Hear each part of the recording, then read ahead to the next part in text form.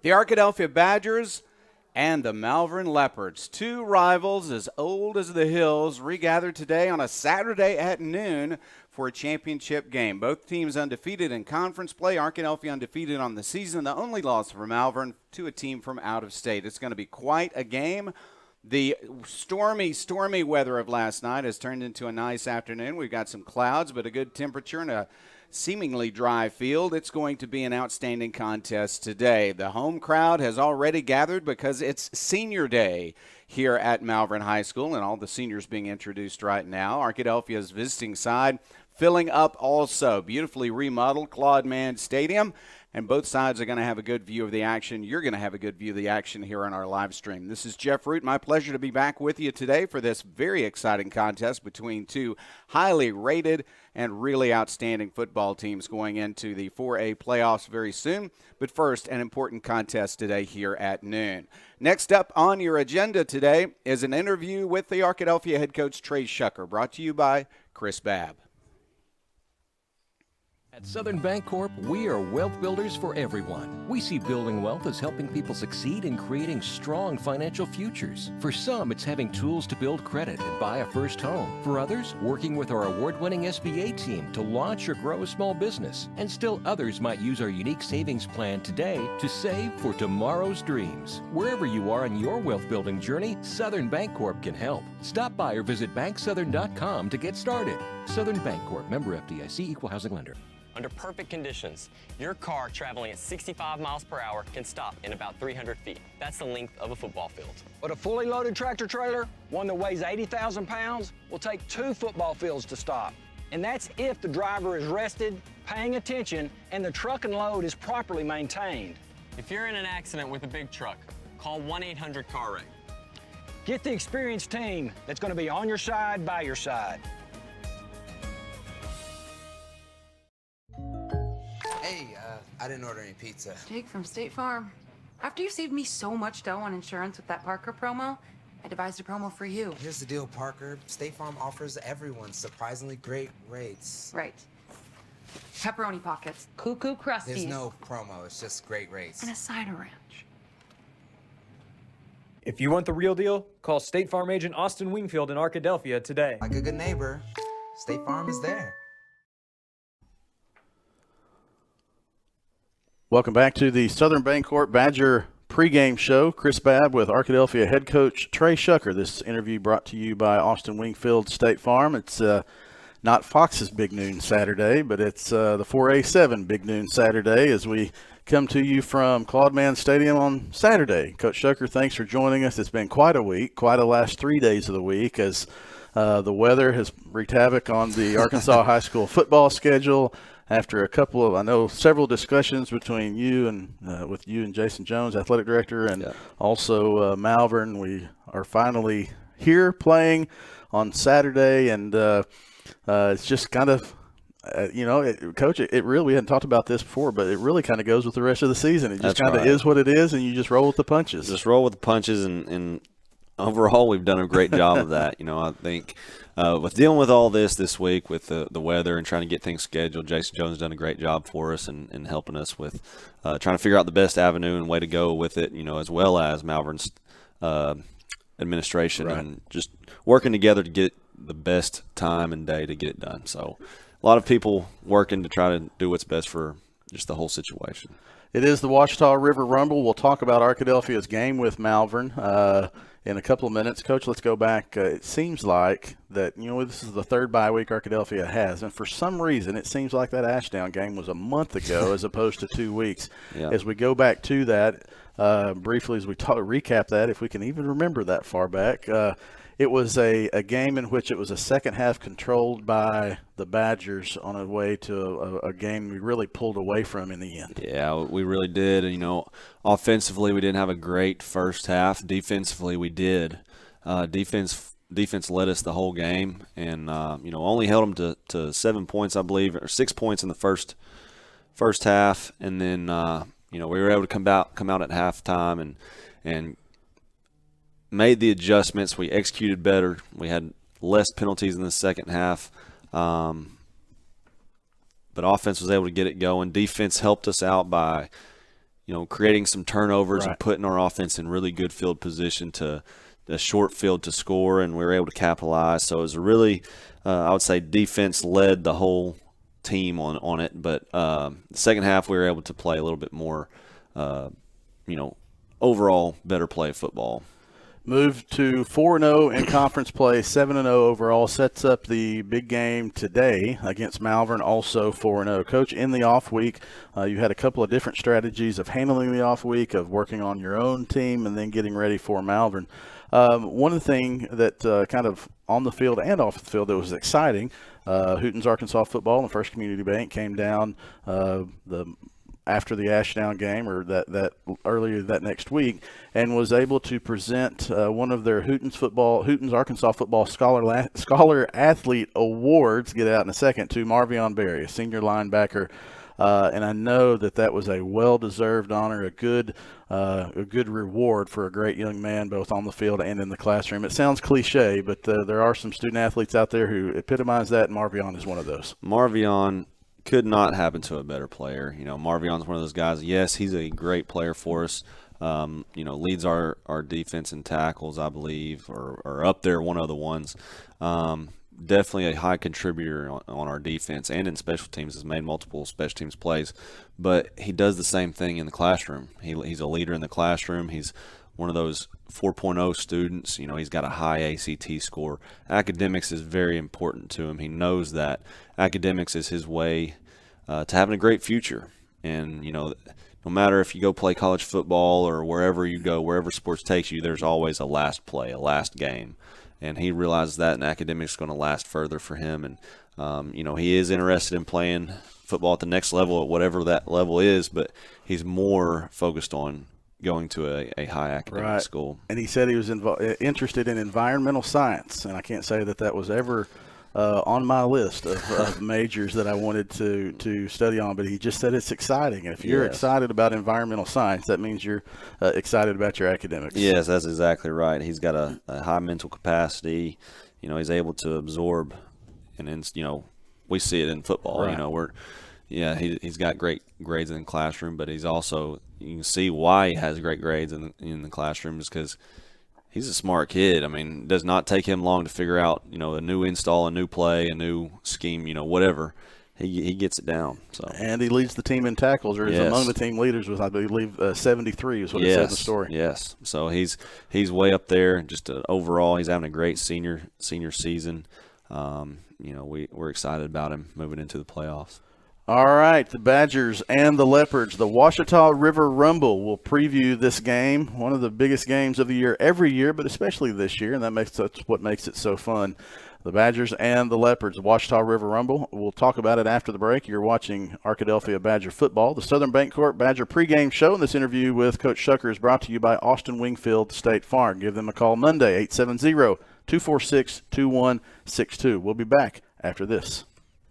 Price & Company Insurance is the area's only trusted choice independent insurance agency. What is that, you might ask? An independent insurance agency works for you, the customer, and not the insurance companies. So the next time you're shopping for home, auto, business, life, or health insurance, we invite you to experience an unprecedented level of customer service and expertise. Call or click for a quote today.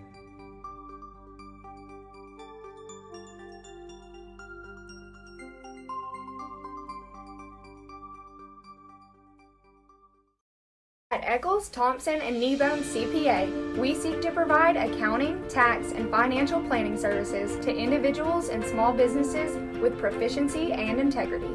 Serving Arkadelphia since 1977, our staff looks forward to meeting your financial goals of today and also becoming your financial advocate for life. Visit us at 205 North 25th Street or call 246-8991 today.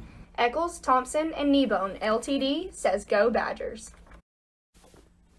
As a family-owned sporting goods supplier since 1950, Southwest Sporting Goods understands the value of customer service and is committed to providing the best quality customer service and merchandise available.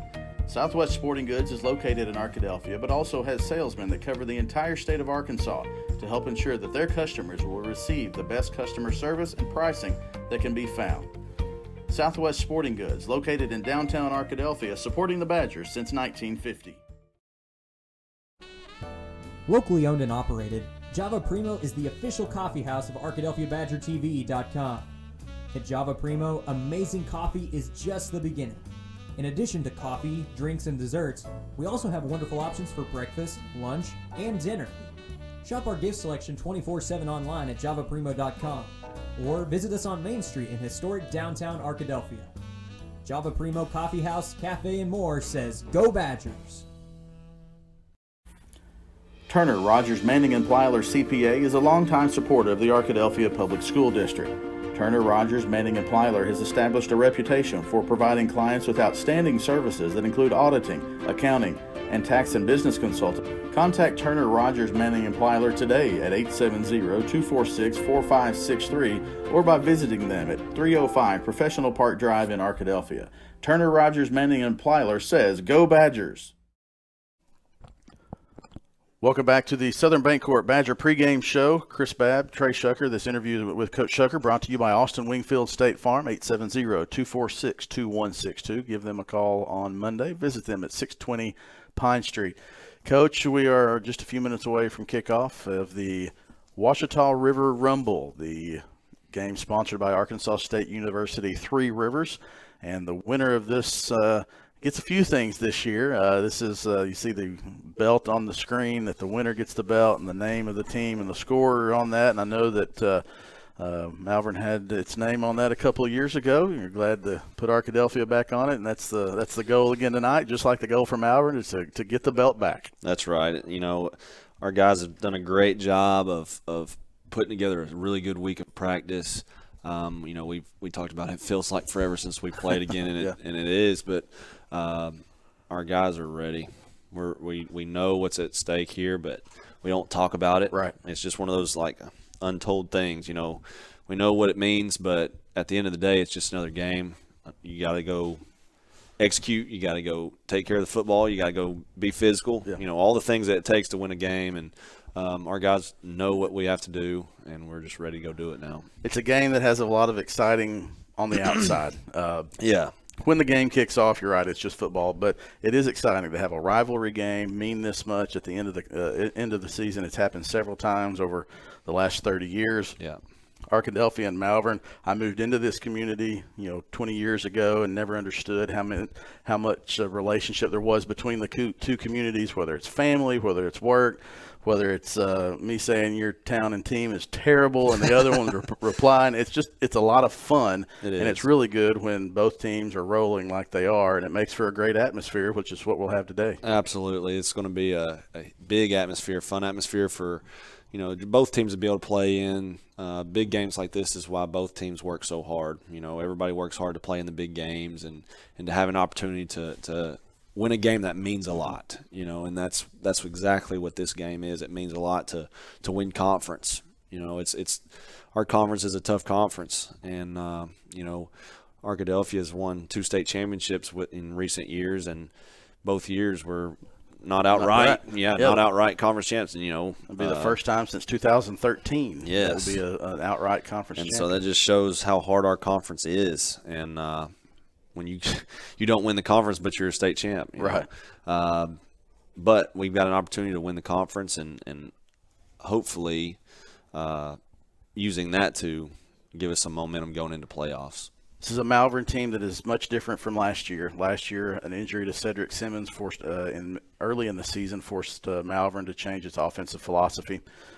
Simmons has been healthy all year. It kind of starts, if we want to take a look at Malvern's offense, it starts in the backfield with Cedric Simmons at quarterback and Jalen Dupree at running back, running behind the big offensive line. It is. That big offensive line is really what makes them go with that big running back. Jalen Dupree, he's a great player. He's big, physical. He's fast. He's averaging like 10 yards a carry right now, and they're going to lean on his shoulders to get their big gains, and that's one thing. If for some reason we were able to get him stopped for the first 2 plays, we've got to do it again and again and again. Just doing it a few times is not good enough. He's going to bust one if we don't do what we're supposed to do defensively. Cedric Simmons, the quarterback, also a running threat, throws the ball as well. Yep. Decent core of receivers. This is an offense that's not one-dimensional either. No, Cedric Simmons is very dynamic. He's probably one of the more dynamic quarterbacks in the league. He's a tremendous athlete. He's very fast, but he's got a great arm as well. He's got Division I offer in UCA, and just very, very talented player. If Dupree doesn't get it done, expect him to. So he's one of those guys that can hurt you multiple ways. Take a look at the Malvern defense. It's a defense that has given up some points but also come up with stops, and they will be tasked with stopping the offense. What can we expect to see from the Malvern defense in this game today? Yeah, they're going to try to keep everything in front of them. They're going to try to take away our big plays. They've changed their defense and style from week to week to kind of match the offense that they play, and they've done a really good job of that and done what it takes to win and be successful and put themselves in this situation. But against us, I'm expecting them to keep everything in front of them. Do not let any of our receivers run by them, and then just go rally to tackle and just try to get the ball out, force turnover, and try to force us to make a mistake is really what it comes down to. But they're not going to force the issue. They're not going to come get after us. They're going to try to keep everything in front and just play ball, really. Offensively, you mentioned they're going to try to keep you in front. You're going to try to spread it out and do what your offense does. Yep. Took a little bit slow to get going in the Ashdown game, but I thought the way the guys stayed with it and just stayed the course, and good things ended up happening. That's exactly right. We struggled early. Defense remained consistent, and then ultimately got some turnovers and some good situations that our offense was able to capitalize on. And our defense has been very, very consistent all season. Hopefully we can be consistent tonight as well. And really, we've got a big task ahead. Our defense has got a big task against their offense. I'm sure they feel the same way. Right. So it'll come down to a defensive battle. Which defense can get the most stops and create some turnovers? In a game like this, a rivalry game, a game with conference championship on the line, I would imagine that trying to stay as even keel as possible. Don't get too high, don't get too low in the game. Yeah. Good things happen, be great, keep going. Bad things happen, don't get down, keep pressing. I would imagine that's really key in a highly emotional, intense rivalry game like this. No doubt. Anytime two really good teams get together and play, and especially in this environment with as much as this game means, there's going to be big plays from both sides. There's going to be a turnover here and there. There's going to be a big tackle, just a big play in general. If it's in our favor, we can't just get so high that we can't turn around and do it again. Or if it's against us, we can't hang our head and allow it to keep going and going. So we've got to stay even. Our head's got to stay, even kill, just like you talk about the entire game, and we've got to be consistent. Well, Coach, thanks for taking your time out to join us. Kickoff between the Badgers and the Leopards. The Ouachita River Rumble is just a few minutes away. They'll be playing for that belt on your screen, a conference championship, the 1 seed, and home field advantage through the semifinals. A big day at Claude Mann Stadium. Coach Shucker, thanks for joining us. This interview is brought to you by Austin Wingfield State Farm, 620 Pine Street, 870-246-2162. We'll be back to wrap up the Southern Bancorp Badger pregame show after this timeout. You're watching ArkadelphiaBadgerTV.com. Doctors Gary and Rob Rucker are proud sponsors of this Arkadelphia Badger broadcast. Dr. Gary and Rob Rucker supporting the Badgers since 1996. Get real attention on your auto insurance. Get real auto, home, and life insurance. Get Farm Bureau Insurance. Call Clark County Farm Bureau today at 870-246-4554. Locally owned and operated, Welch Funeral Home has been serving the Arkadelphia community since 2005. Our goal at Welch Funeral Home is to offer every family that will allow us to serve them the most caring, dignified, professional service at the most affordable price. With over 40 years of experience in the funeral home industry, owner Tim Welch and Welch Funeral Home have also been longtime supporters of the Arkadelphia Badgers and Lady Badgers. Contact Welch Funeral Home at 870-230-1400 or visit them at 202 South 4th Street near downtown Arkadelphia. Welcome back to the Southern Bancorp Badger pregame show. Chris Babb with Chase Hartzell. Jeff Root will be with us in a minute. There you see the Malvern Leopards making their way around to the home side. And the Arkadelphia Badger captains have made their way onto the playing field as well. Looks like our captains for today for Arkadelphia will be Jacoby Scott, number 58, Donovan Whitten, Zane Thomason, and Marvion Berry. As you see those four walking in their little new white-looking uniform there. It is an exciting day. We are inside, and we will not be able to have much crowd noise, but hopefully the excitement will carry through the glass. Cameras inside as well. It is an absolutely beautiful day for football. We don't say that very often on the high school ranks, Chase, but it's a beautiful day, and this is shaping up to be quite the 4A7 matchup. Well, you mentioned, Chris, this being an unusual day. Not used to playing on Saturday afternoons. Now, there are a few guys on both sides, on both teams, that probably will be playing on Saturday afternoons here in a year or so. But this is a unique opportunity for these two teams. It's a rivalry feel, and it really does have that collegiate feel here today at Claude Mann Stadium. A lot on the line. Not only the Ouachita River Rumble belt, but also the undisputed 7-4A Conference Championship. There are still 5.5 minutes on the clock, but I have a feeling that once these two teams take the field, as they are getting ready to do here in a couple minutes, it will not be a full 5:20 before we kick this off. Arkadelphia in the new white uniforms you see there is Scott, Whitten, Berry, and Thomason. The captains soon will come down the field. A good crowd is assembled on the visiting side at Arkadelphia. Some new visiting bleachers over there at Claude Mann Stadium. The Malvern Leopards have made their way through the crowd. They're back onto the field, and the captains are ready to take the field. The captains for Malvern will be Cedric Simmons, the senior quarterback, and another one of those seniors that was recognized today, that is Tyler Golden. Golden, one of the receivers. So Simmons and Golden for Malvern. From left to right on your screen, Marvion Berry, Zane Thomason, Scott, and Whitten for Arkadelphia. Chase, this offense goes through these two quarterbacks that are captain. For Arkadelphia, Donovan Whitten. For Malvern, Cedric Simmons. Simmons also has that backfield mate of Jalen Dupree. We'll hear those two names quite a bit today. And Cedric Simmons has really been the heart and soul of this Leopard offense now for his entire high school career. He got the starting job as a freshman, so he's a 4-year starter. Donovan Whitten in his second year. Both have college aspirations. Both have been getting looks from the college ranks. And both have led their teams to very successful seasons here in 2022.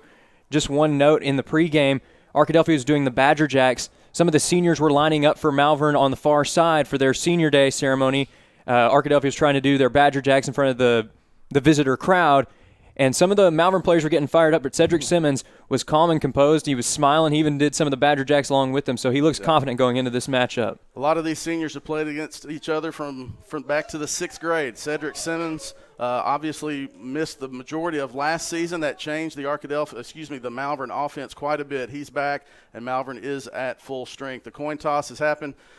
Malvern won the toss and deferred, so it'll be Arkadelphia's ball. The Badgers will take the field, and we'll have the football doctor Jeff Root on the call when we return to the Southern Bancorp Badger pregame show after this 30-second timeout.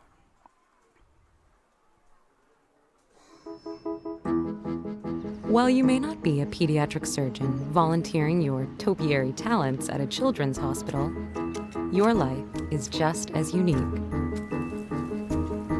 Your Raymond James financial advisor gets to know you, your passions, and the way you give back, so you can live your life. That's life well planned.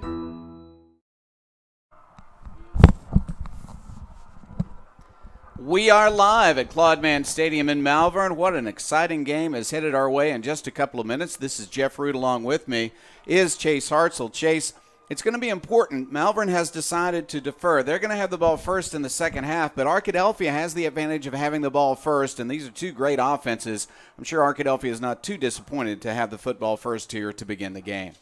And this first drive is really going to set the tempo for the rest of the game. You see the Badgers taking the field right now.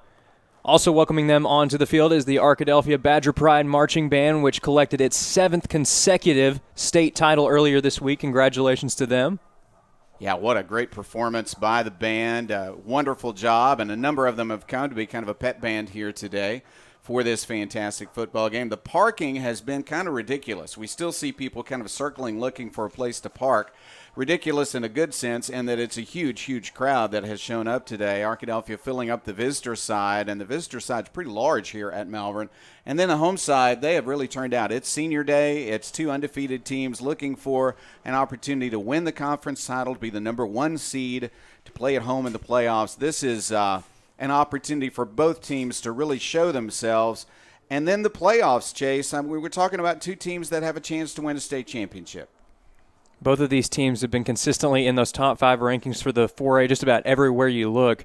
It's been great seasons. Both teams have been able to stay healthy. Both have lived up to their potential this year, and it's been an impressive campaign for both teams. We mentioned one combined loss between these two teams. That one loss belongs to the Leopards, but that was to an out-of-state opponent and a talented out-of-state opponent at that.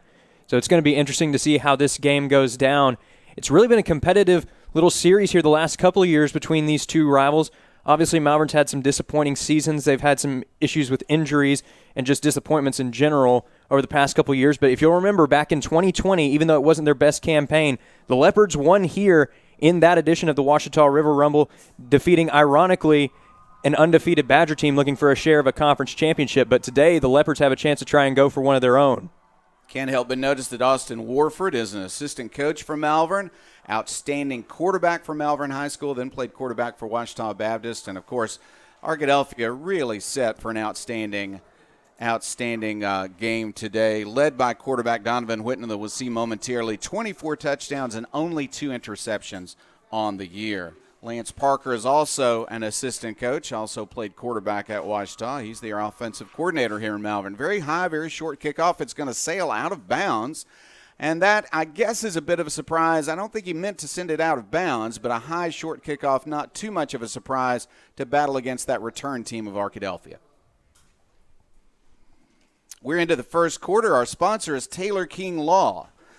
Appreciate Southern Bancorp, our pregame sponsor, and now Southern is going to give way to Taylor King Law for the first quarter.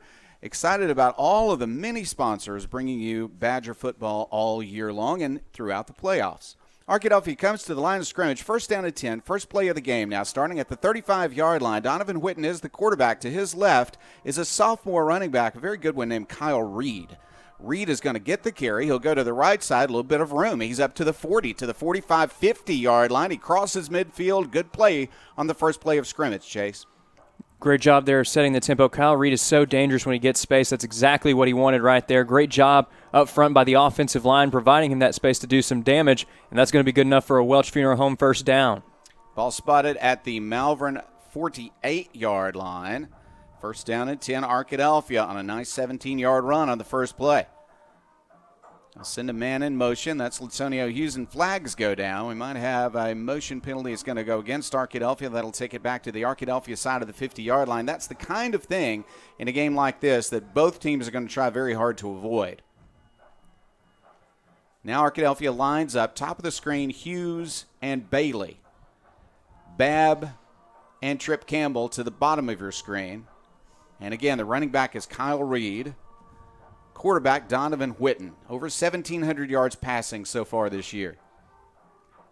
And he's played many games for only one half. Back to pass, Whitten looks to throw. He does throw, open receiver, that's Trip Campbell. He will drop the ball and then pick it up again. I think he may have been down when he lost it anyway.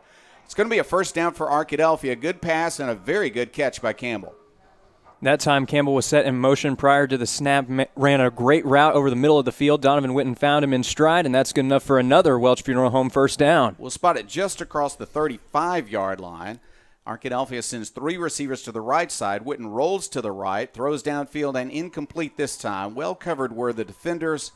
He threw it low where only a receiver could get to it, but nobody got to it that time. Second down and 10. And credit the pressure of the Malvern defensive front that time, forced Whitten to make a quick decision. He was looking for Latonio Hughes there on the right side, but great coverage from the secondary, and they couldn't connect.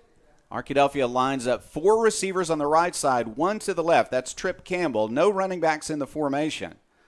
Whitten wants to throw to the right side. He overthrows his intended receiver, Evan Bailey, and we've seen Whitten just a hair off here early on, maybe a little bit too hyped up, but he'll settle down for sure.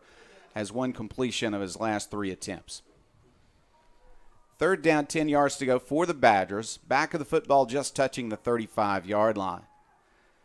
Two receivers top of the screen, two to the bottom. In motion goes Reed. Pressure on the quarterback. He'll step up and he's going to run. He'll get some yardage. He'll bang across near first down yardage. He might be about a yard short, though. I think he's going to be about a yard short. He stretched the ball to the 25, but a knee may have been down, and they mark him down at the 26. So it's 4th down and 1. 4th and 1, tight formation, running formation for Arkadelphia. Whitten often will do this himself. He is a big back. He will fake it to the running back and run it, make a first down and more. To the 20, to the 15, he's to the 5. Touchdown Arkadelphia. Donovan Whitten right up the middle. Textbook read there on the option from Donovan Whitten, using his strength to his advantage. Shook off a couple of defenders that time on the way to a 26-yard touchdown run, a Farm Bureau touchdown to open up the game for the Badgers. 4th down and 1 becomes a touchdown from 26 yards out. Carter Babb on the hold. Brock Curry on for the extra point attempt. Every point going to be important today. He lines up for the extra point after the early touchdown by the Badgers. Kick up, and the kick is perfect. It's Arkadelphia 7.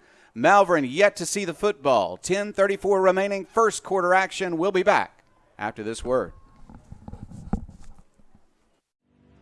The Board of Directors at South Central Electric Cooperative believes in the necessity of high-speed internet access in rural South Central Arkansas. South Central Connect was created to fulfill a need other internet providers were not able to provide in our area.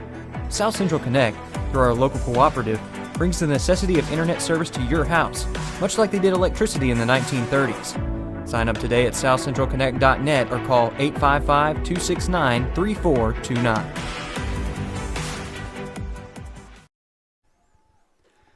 10:34 left, and a very exciting beginning of the game for the Arkadelphia Badgers. A 6-play, 65-yard drive. We had some passing, we had some running, and Donovan Whitten made it work from 26 yards out for the touchdown on 4th down and 1. Good start for the Badgers, Chase.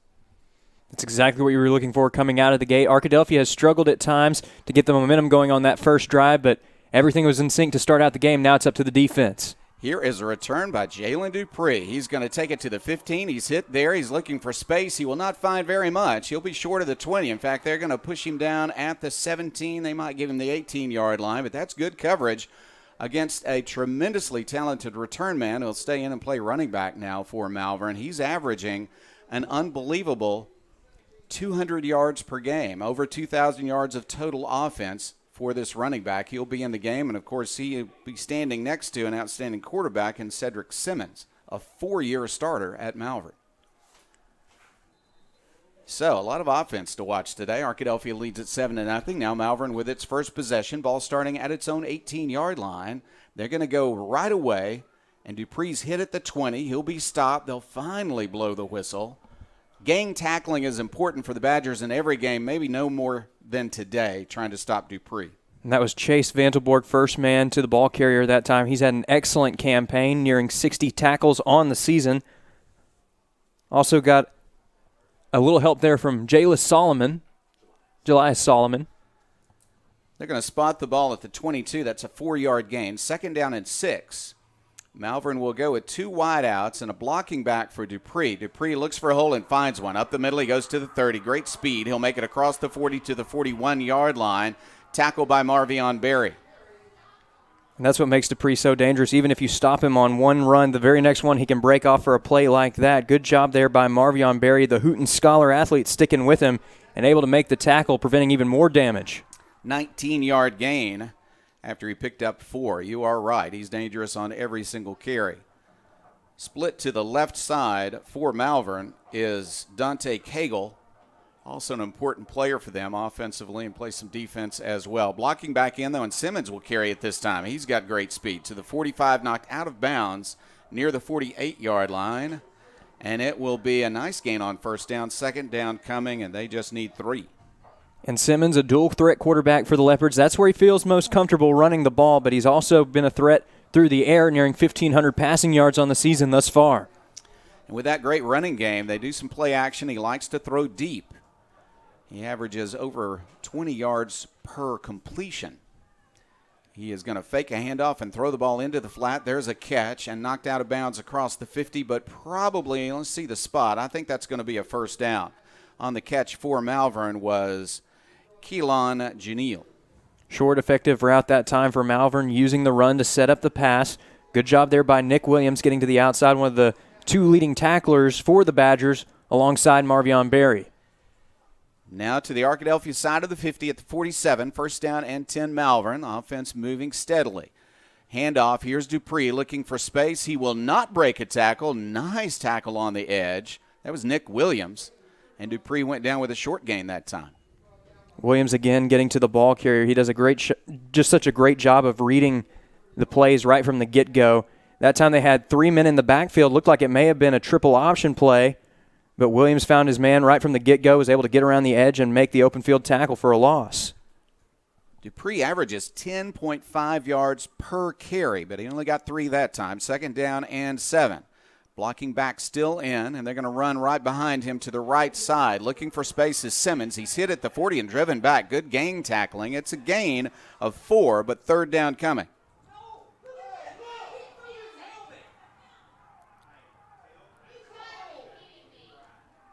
And at the end of the play, some frustration from the Malvern side as it looked like a helmet was rolled out from the pile. Yeah, maybe you can hear it in the background, a little bit of booing from the home crowd below us or from some friends in the press box here nearby. If you hear crowd noise, I think it's going to come from the press box today. Ball at the 40-yard line. That pickup of 4 makes it third down, 3 yards to go. No penalty on anybody on the play. Both teams are very excited to be here, we'll put it that way. Quarterback is Cedric Simmons. To his left is Jalen Dupree, one of the best running backs in the state of Arkansas. He's going to split out in the slot now to the left side. No running backs in the formation. Simmons under some pressure, throws it short. There's a screen pass for yardage up to the 30-yard line, 29-yard line, and a first down and 10 for Malvern. Good play call and exercising it well, the quarterback, Cedric Simmons. And Simmons, they're showing his confidence and his experience as a senior quarterback, 4 years of experience under his belt that time, was feeling some good pressure from the Arkadelphia defensive front, was able to draw the attention onto himself and off of the man running the screen route. Pickup of 10 on a third down and 3. Running play up the middle. Dupree doesn't have much space. Going to be a short gain on first down. He's had a lot of yards, and he's earned it. He's a great running back, but I think this might be the best defense he's seen, at least since they ventured into the state of Mississippi for a non-conference game. Pick up of, we're going to say 4. The ball's just almost to the 26-yard line, so second down and 6. Dupree this time behind his quarterback in the formation. He'll roll to the right. He'll take a pass, and he'll be hit in the backfield. He breaks that tackle, but is going to be knocked out of bounds near the line of scrimmage. Arkadelphia defended that well. Now we've seen Malvern go to the screen right a couple times, that time trying to feed the hot hand in the form of Dupree. And again, Nick Williams doing a great job of making the read, sticking with his man. I think, as you mentioned, Jeff, Max Wilson was the first one there to make contact, and that allowed Williams to knock him out of bounds and down. But still, Dupree so strong that he gets right back to around the line of scrimmage, if not a gain. Third down coming. They'll need about 6 yards. Simmons takes the snap, looks downfield. He is under pressure. He is hit, but he will escape that tackler. But 2 more Badgers are there, a gain of only 1. And Arkadelphia has defended Malvern well. It's fourth down and long.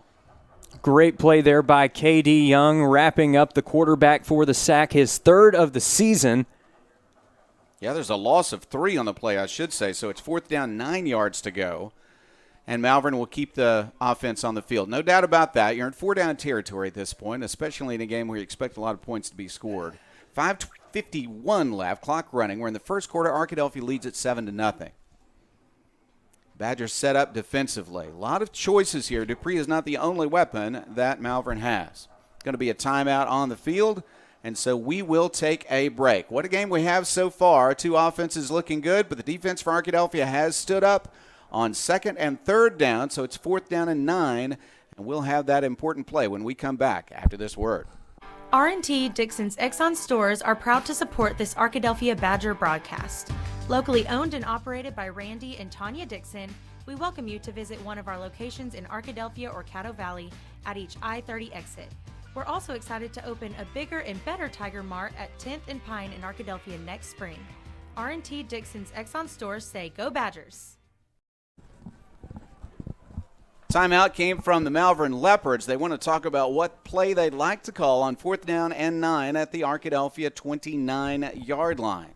So the Badgers will line up defensively. They gave up yardage until they got to their own, 30-yard line. Then it became 2nd down and 6, 3rd down and 6, 4th down and 9. So we'll see what Malvern will do. They're going to line up 2 receivers to the right side. They've not used their leading receiver yet. He's going to line up. That's Carradine. He's going to line up on the right side, number 24 in your picture. They're going to run a halfback pass, a pass down to the sideline. That's a completion and a 1st down inside the 15. They'll mark it at the 12. Pull that one out of the back of the playbook, but it worked beautifully. Great setup there, sending Simmons in motion. That little bit of space, or that little moment there that he had when he got the handoff, that created enough space for the wideout on the right side. He was able to connect for a beautiful pass rolling to his right. Latonio Hughes is going to make the stop for the Badgers, but not before the Leopards have a crucial 4th down conversion and a fresh set of downs to work with here inside the red zone. That was a beautiful pass. 1st down from the 12-yard line. Here's Dupree on the direct snap, looking for space. He waits for his blockers, and he'll get some yardage inside the 10, running behind an offensive tackle that might be headed to Division I, and he just waited for that block to be made and then got some yardage. Even in traffic, he's hard to bring down. Dupree's over 200 pounds. He's got speed and he's got some size. And mark it at the 7-yard line, we'll say. They can make a 1st down at the 2. Malvern to the line, trying to tie this game up. Arkadelphia scored on its first possession. Now a longer possession for Malvern. They just converted on 4th and 9, and now they're at the 7-yard line of Arkadelphia. Dupree on the direct snap, runs to his left, up the middle. He's hit, he dives, he is in. That's a touchdown, Malvern, from Jalen Dupree. And it looks like we have an altercation down near the goal line, but just a beautiful play call there from Malvern. As that time, they actually had Simmons line up as the running back. Yeah, direct snap to Dupree, the last 2 plays, and he got in that time. Good block on the left side. He was hit, but he couldn't bring him down before he got to the goal line. Showing why he's so dangerous when he gets open space. The gap started to close there at the end of the play, but he's able to use his strength and his size to push for that extra yard, and that was enough to perhaps force the equalizer here on the PAT. Extra point attempt. Everyone's going to be important today. This one is blocked by Arkadelphia. Beautiful job of blocking that. And it's going to be no good. Arkadelphia leads it. Max Wilson got the block on the extra point, and Arkadelphia maintains the lead. It's shrunk to 1 point, but it's still a 7-6 Arkadelphia lead. Chase, every extra point's going to be important today, and Arkadelphia knew that, went for the block, and got it. And Arkadelphia has gotten some help on special teams throughout the year, and that time it was Max Wilson coming up with the block. That's his first block PAT of the year. He's been a great contributor on the defensive front for a few years now for the Badgers, but that time coming up on special teams, getting the hand on the ball, and that time almost lining up for a return. It was blown dead, though. Still, as you mentioned, Jeff, Arkadelphia holding that 1 point advantage, and that can be very important in a game like this where points could end up being at a premium, but at the same time, too, we could be looking at a shootout where 1 or 2 points make the difference in that regard. 12 plays, 82 yards on the touchdown by Malvern. Each team has had its offense on the field for 1 drive. Each offense has scored a touchdown, but Arkadelphia blocked the extra point. So 4:49 left. We're in the first quarter. Arkadelphia is about to get the ball back, and the score is 7-6 Badgers. Malvern will kick it high and very short. Fair catch made. Good field position for Arkadelphia as the sure-handed Nick Williams makes the catch. So now we'll see the Arkadelphia offense step back out onto the field. Arkadelphia has been very efficient on the offensive side of the ball this year. They're averaging well over 40 points a game. In fact, they've only scored less than 40 points in 1 game this season, and that was the comeback against Hot Springs, the closest game for the Badgers all year. That was not an onside kick, officially just a high short kick, but it had the same purpose. If he hadn't fielded that well, Malvern was there for the recovery, but he got it. Run up the middle. This is Reed, and Reed's going to have a couple of yards out to the 46-yard line. Similar play call to what we saw on the first play of the last drive, going to Kyle Reed, trying to create some space up the middle. Good job there by Malvern closing the gap, but still a gain of a couple yards for the Badgers. Second down, 8 yards to go. The sophomore Reed is the running back. Buckley is available to play also, and now it looks like Malvern has crossed the neutral zone, and they have. Flag goes down. I didn't see any movement. I think this will go against the Leopards. And it will. So a free 5 yards, 2nd and 8 suddenly becomes 2nd and 3. What a big difference that is. And that time trying to blitz out of the secondary ended up backfiring on the Leopards as they gave the Badgers 5 free yards, now making this a 2nd and short. Ball at the Malvern 49-yard line now. Pass play. Whitten under pressure, wants to run. He'll be hit from behind. He'll make about a yard maybe. 3rd down and short coming.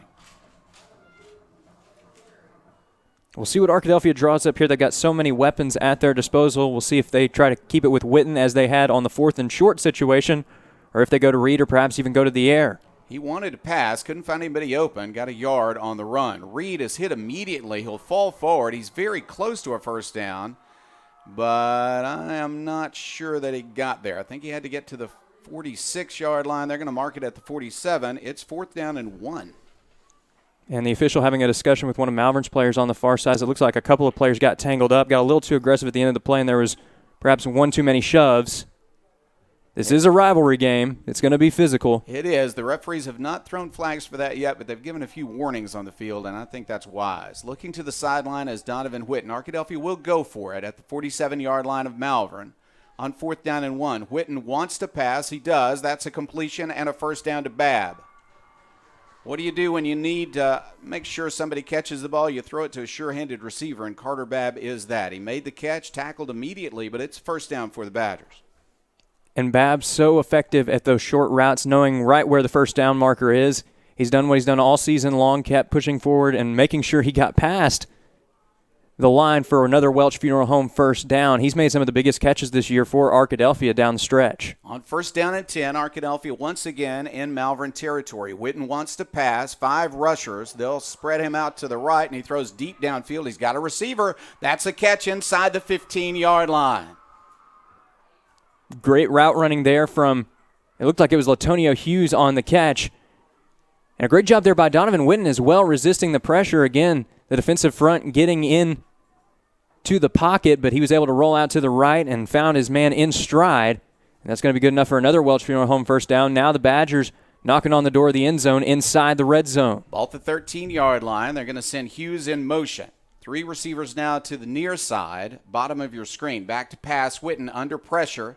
He escapes pressure. Now he runs to his right, wants to throw to the end zone. Now he's going to run, but a flag goes down. We might see a blocking penalty. Let's see. He gained about 5, but it might come back.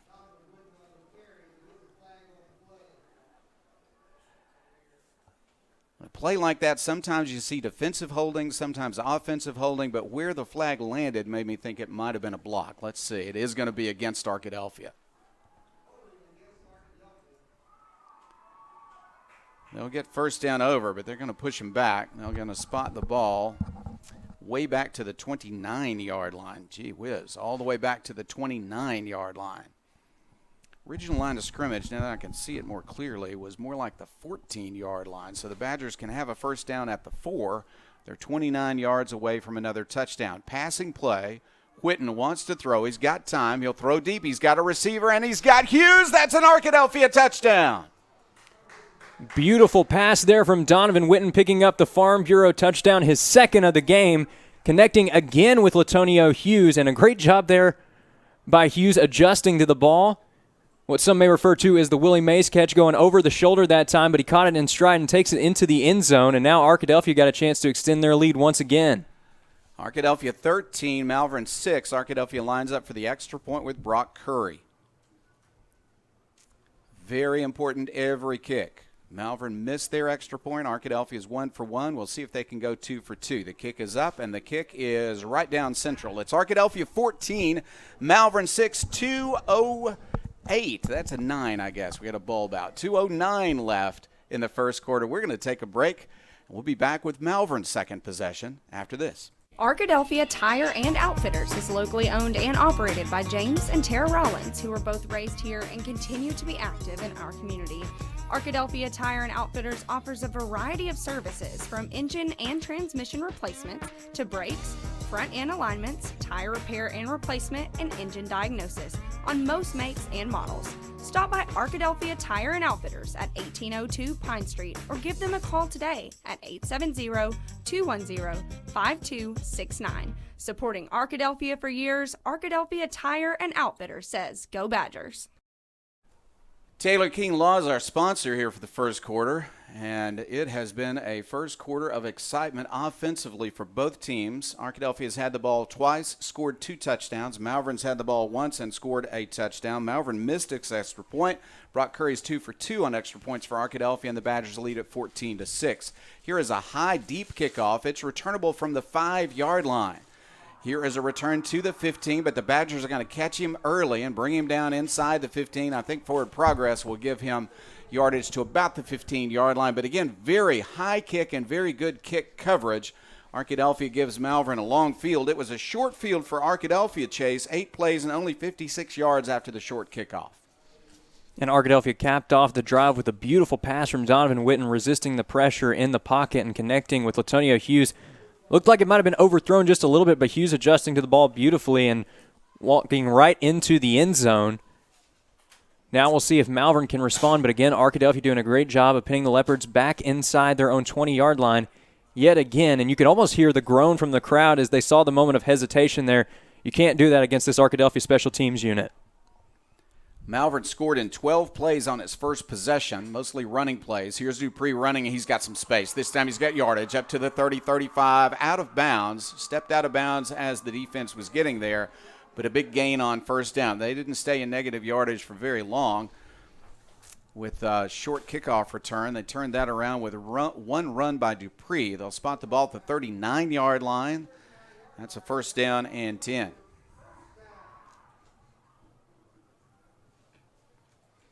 I've seen the Leopards go to that set with Dupree lining up as the quarterback and Simmons lining up to his left. Looks like that's what we're going to see again here.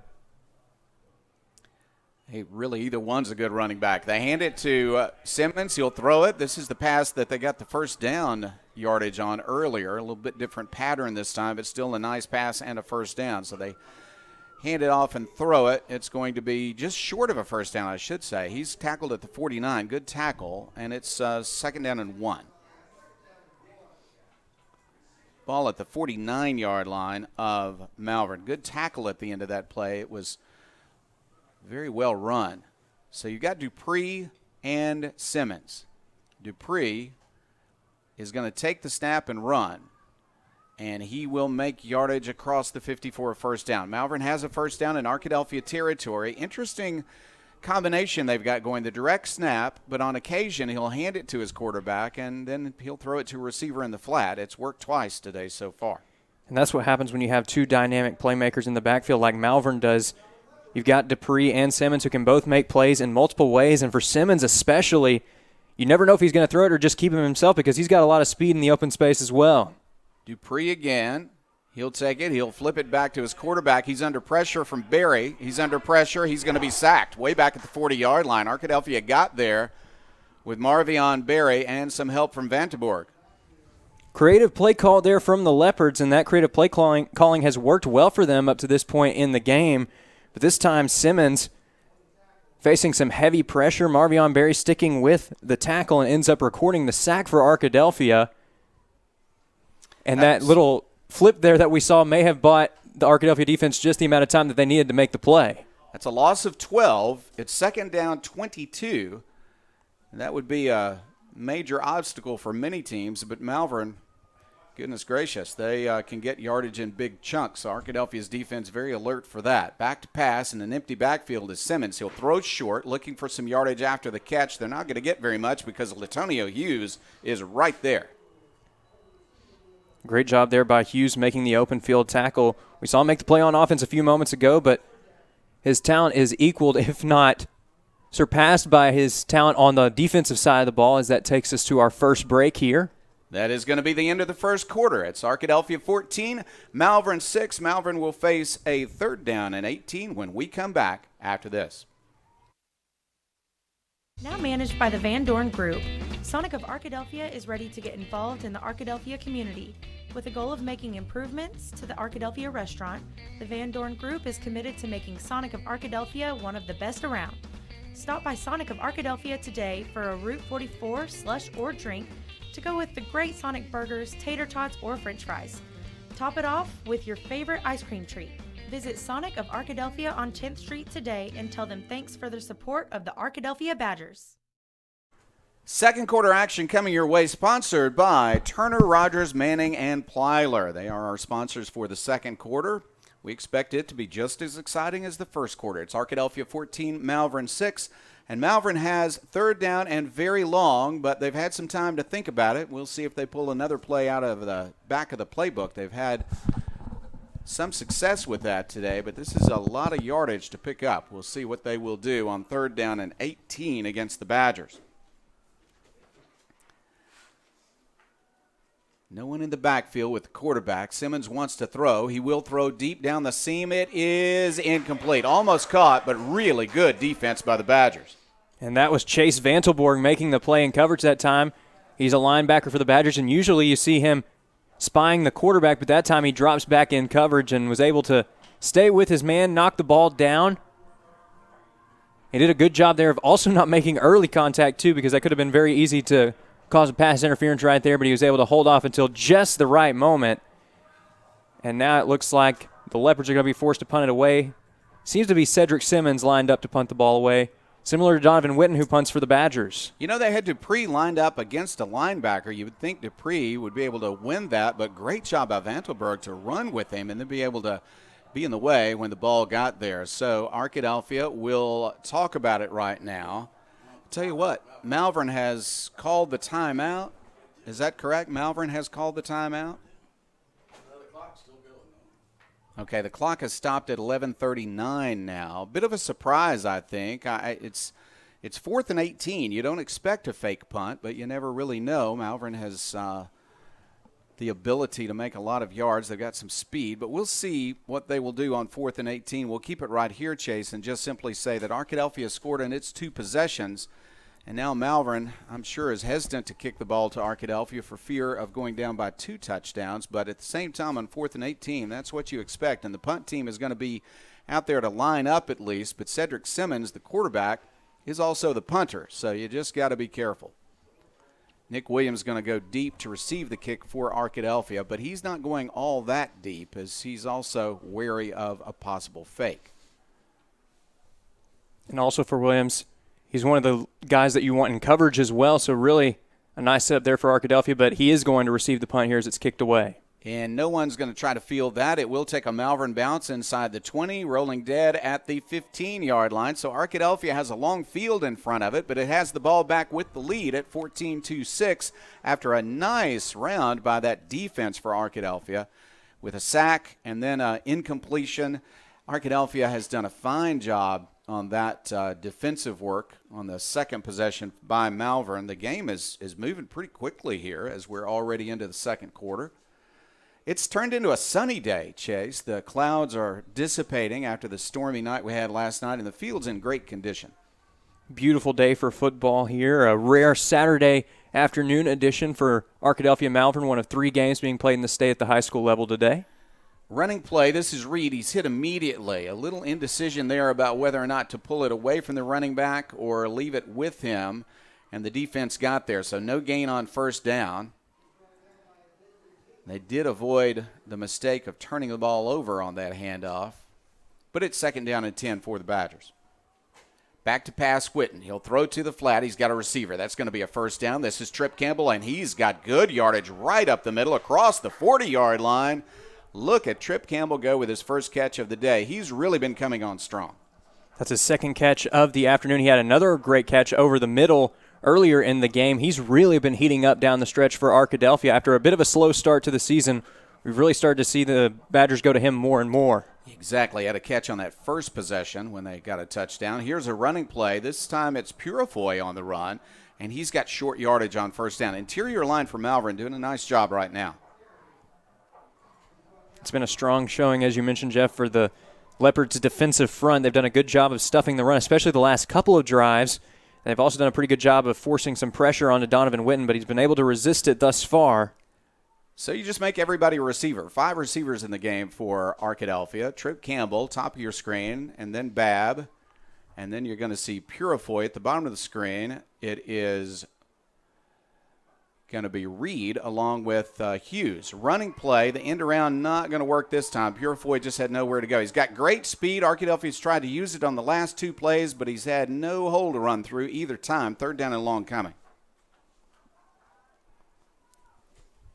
Ball still spotted at the 44. It's 3rd down and 10. Badgers may look to pass now. Oop. Oh, no flag down. He got back. Looked like he had well crossed the line of scrimmage, the defensive end at the bottom of your screen, but no flag. He got back in position. Arkadelphia will line it up again. 3 receivers now top of the screen. They're going to pass. Whitten has to roll to his left. Now he's going to run the ball. Now he's going to pass the ball incomplete.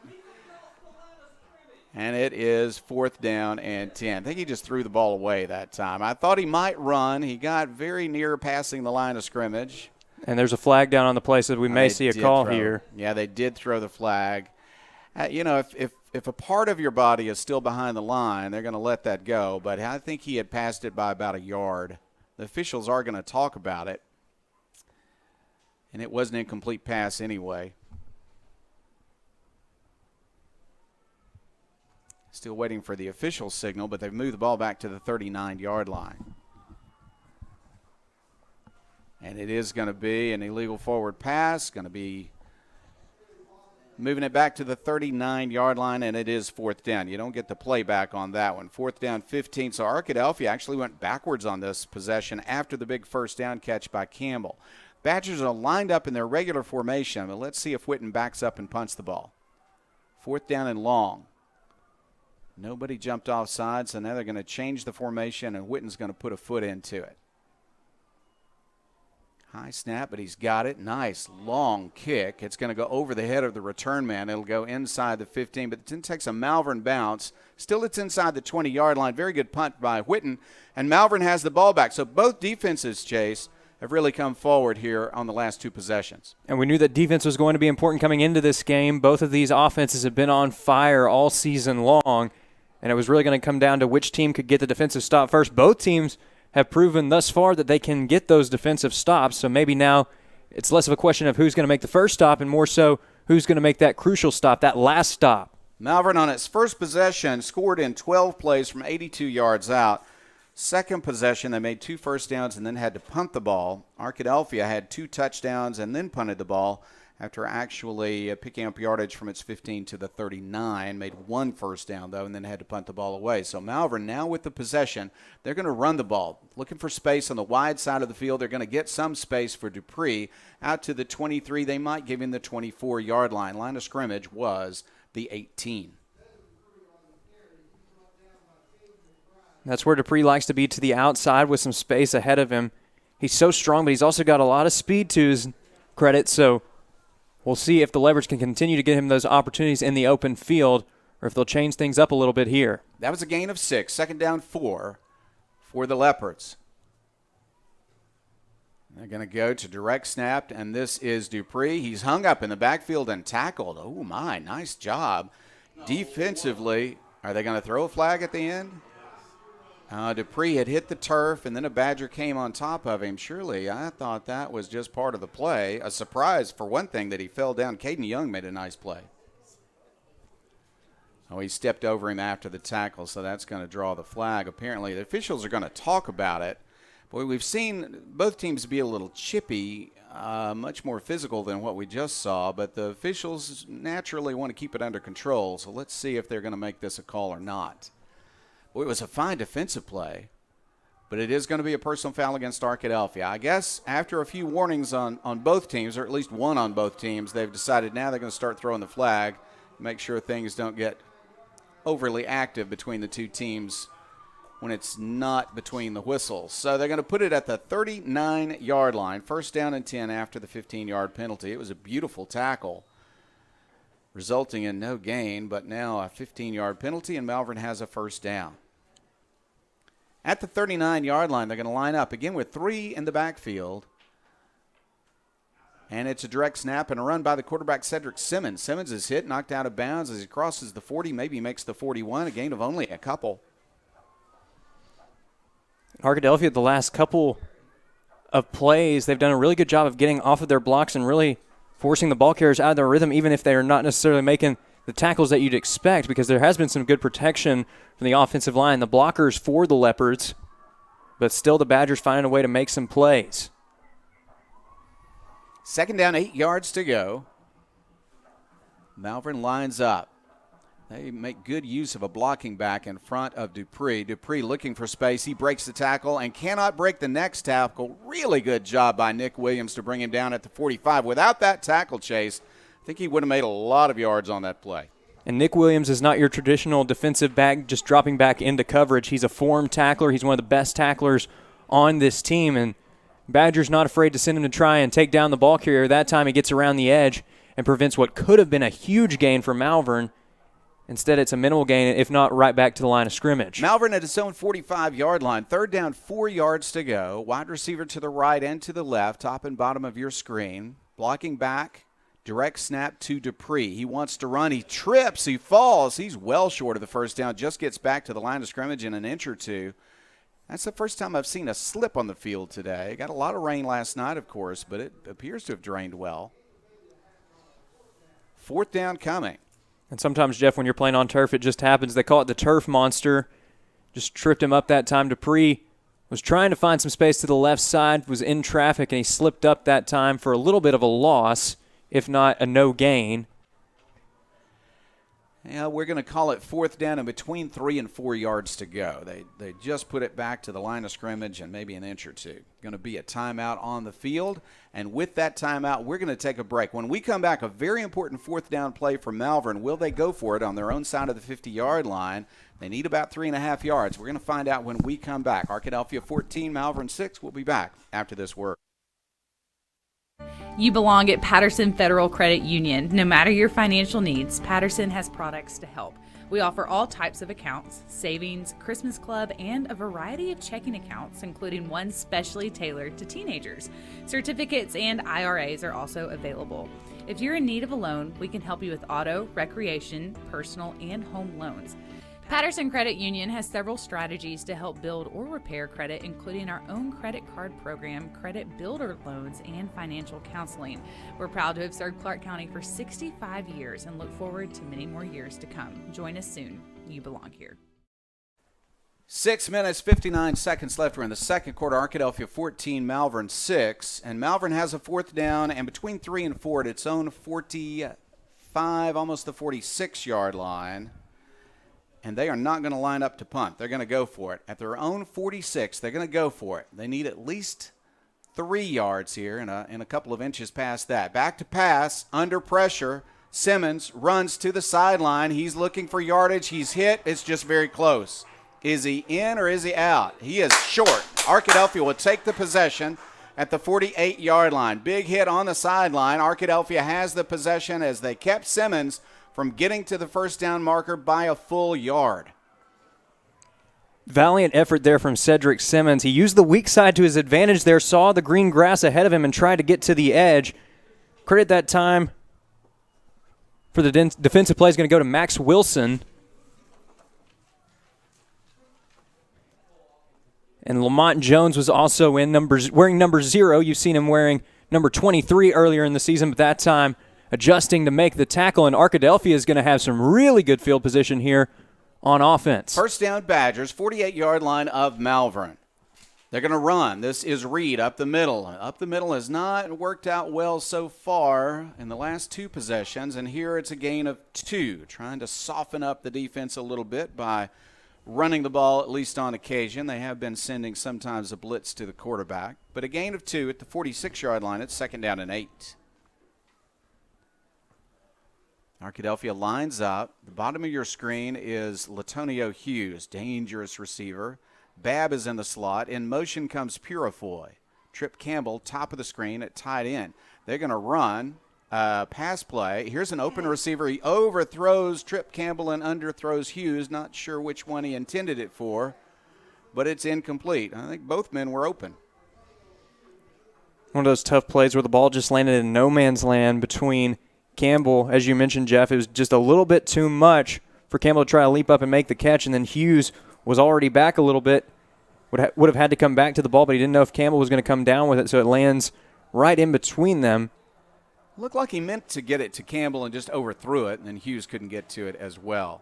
Back to pass. Big blitz coming. Pass across the middle. It's complete to the 30, to the 25-yard line. Beautiful pass, and that is Purifoy on the catch. Well, in games like this, you need your seniors to step up, but you also need the young guys like the sophomores to step up, and that's what happened for Purifoy right here. Beautiful route over the middle, and it's going to be a Welch Funeral Home first down for Arkadelphia. Ball at the 24-yard line, just across the 25. We'll call it the 24. First down and 10, Arkadelphia on the drive. Fake the handoff, looking downfield. Witten wants to throw a deep pass. Oh, just over the head of Babb, who couldn't quite get his fingers to it. And as he runs out of bounds, we notice just how large this crowd is, Chase. All the way around the end zone on the side that Arkadelphia is running to are spectators that couldn't find a seat. It's a full crowd on both sides, and you see some Malvern Leopards lined up along the right side of the barricade there in the east end zone. So a great turnout here for both teams in this rivalry game. Second and 10, running play this time. Called run by the quarterback, but Witten will make only short yardage. Got him by the right leg and brought him down with a short gain, third down coming.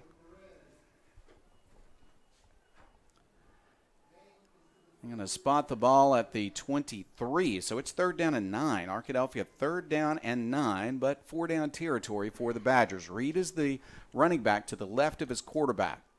Trip Campbell, top of the screen. He's been a key receiver in recent weeks, really all season, but especially big performances in recent weeks. Purifoy's in the slot, top of the screen. Bottom of the screen, you've got Babb in the slot, and the bottom of the screen is Latonio Hughes. Arkadelphia has decided to call timeout. Malvern, by the way, has no timeouts left. They've called all three of them. Arkadelphia calls its first timeout of the game. They want to talk about it on third down and long. And the Badgers trying to make it into the red zone. They're very close at the 23, and we'll see what the Badgers can do on third and long when we come back after this. Whether you realize it or not, you see the work of bats and signs all around Arkadelphia. When you see the Badger equipment trailer on the way to a Badger game, bats and signs did that. When you're watching the Badgers, Tigers, or Reddies and see the signage that just really makes their facilities pop, Bats and Signs did that too. You see the signage in downtown Arkadelphia, on the campuses of Ouachita and Henderson, or the sign in your neighbor's yard supporting a candidate or their favorite Badger? Yep, Bats and Sign did that too. Longtime residents and supporters of all things Arkadelphia called Mark, Jared, Chris, or Ryan at Bats and Signs today to see what they can do for you. Turner, Rogers, Manning, and Plyler are a second quarter sponsor. We've seen some Welch Funeral Home first downs. We've seen a couple of Farm Bureau touchdowns for Arkadelphia. They would like to convert this third down and long and make another Welch Funeral Home first down on their way to another Farm Bureau touchdown. All of that unfolding before our eyes right here on third down and 9 yards to go. Witten rolls to his left. He's got some room. He'll throw. He's got a receiver. Caught by Babb. Touchdown by Babb. Arkadelphia on the board again. What a beautiful route there by Carter Babb, going to the outside to the left. Used the secondary man's aggressiveness to his advantage. That time the DV was going in for the tackle, and he ended up whiffing on Babb. Babb was able to step past him and walk into the end zone for another Farm Bureau touchdown. What a huge play, and Donovan Witten's third touchdown in the first half of this rivalry game. He's on his way to a monster game here today at Claude Mann Stadium. He had plenty of room to see downfield. He saw Babb. He got the ball to him in beautiful fashion, and then a good move for the touchdown. The extra point attempt is up. The extra point is good. Brock Curry's 3 for 3, and Arkadelphia leads it. It's the Badgers 21, Malvern 6. 5:03 left before halftime, and we'll be back with more exciting action from Claude Mann Stadium in Malvern after this. Imagine a place where children can feel safe, a place where kids are empowered and accepted. In this place, You are special.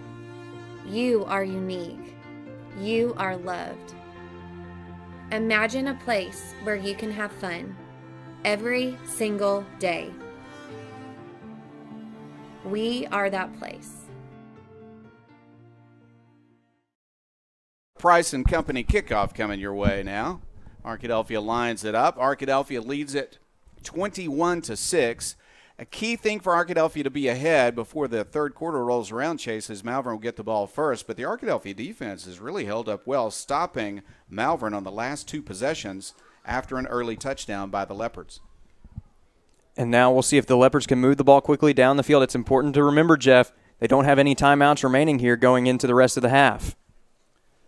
We'll see if that is a factor. Bit of a surprise they called all three of them so early in the first half. Kick downfield is returnable, and it will return from the 7-yard line. This is Dupree. He's hit, and he'll make it across the 20, but just to the 21-yard line. Arkadelphia just not afraid to put it in Dupree's hands on a kickoff return. They have covered those kickoffs extremely well. And Arkadelphia, you're not going to see them allow too many long returns.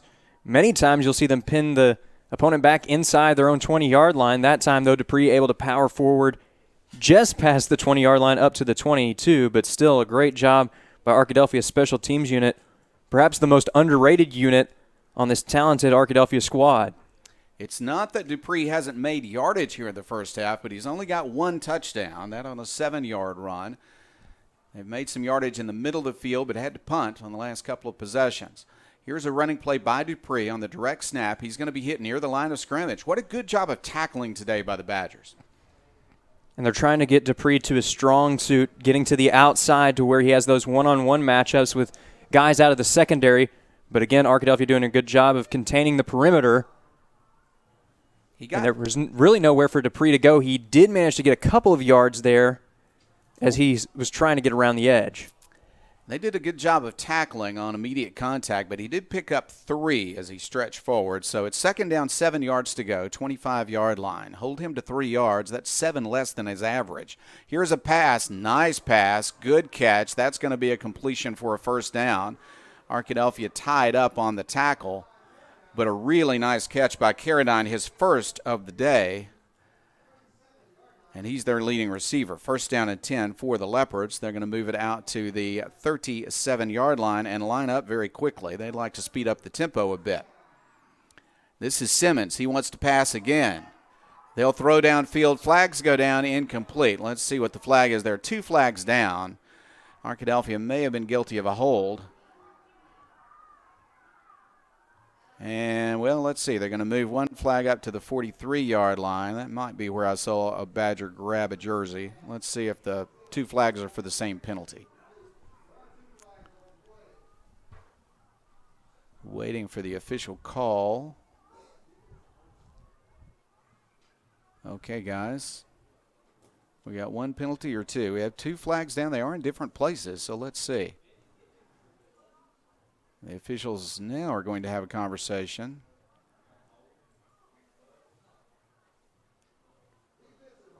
Defensive holding is the call.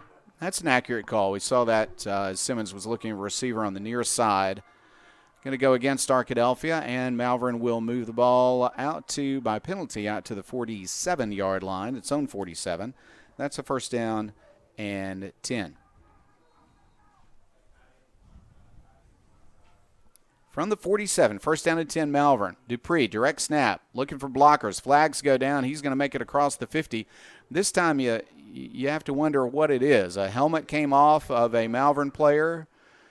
It's also in a spot where you sometimes see holding. It's going to be a holding call against Malvern. So Malvern penalized for holding immediately after they had the advantage of the defensive holding call against Arkadelphia. So both teams make a mistake on successive plays.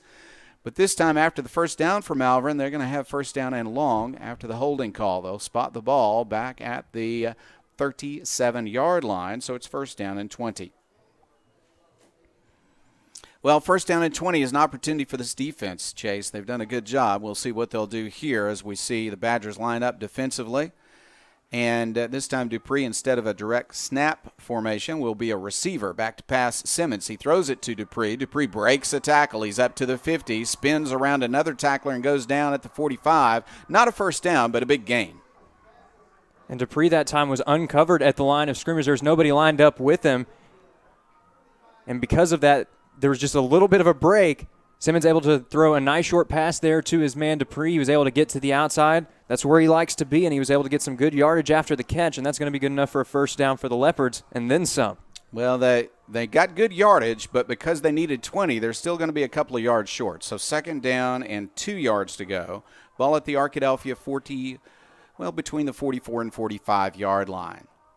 Back to pass is Simmons. Simmons will throw to the sideline, incomplete. Tried to get it to his receiver, a big receiver in Janelle, but he was really covered up well by Arkadelphia's Middleton. Kelburn Middleton's had a good year at his defensive back position, had that well covered. Third down and 2.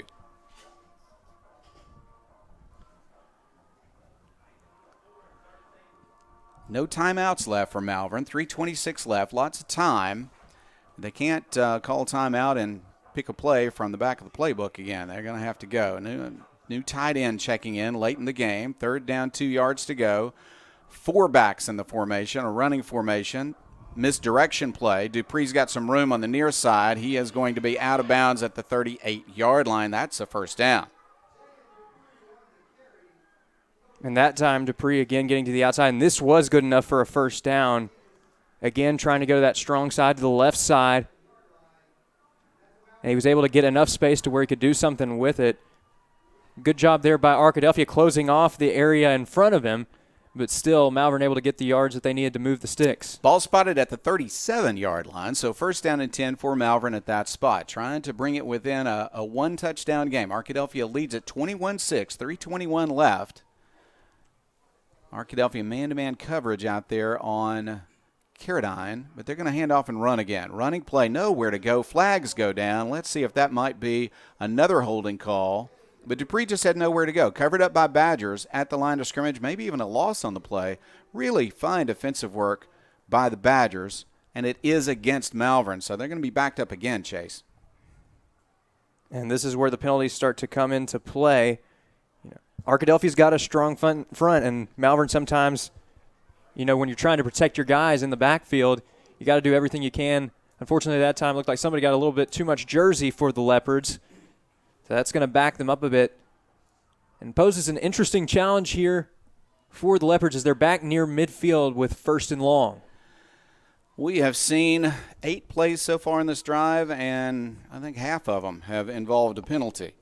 It's first down, 20 yards to go, back at the, they really mark it at the 48-yard line now, so they really need 21. Back to pass, Simmons under some pressure. He'll throw a high pass well out of bounds.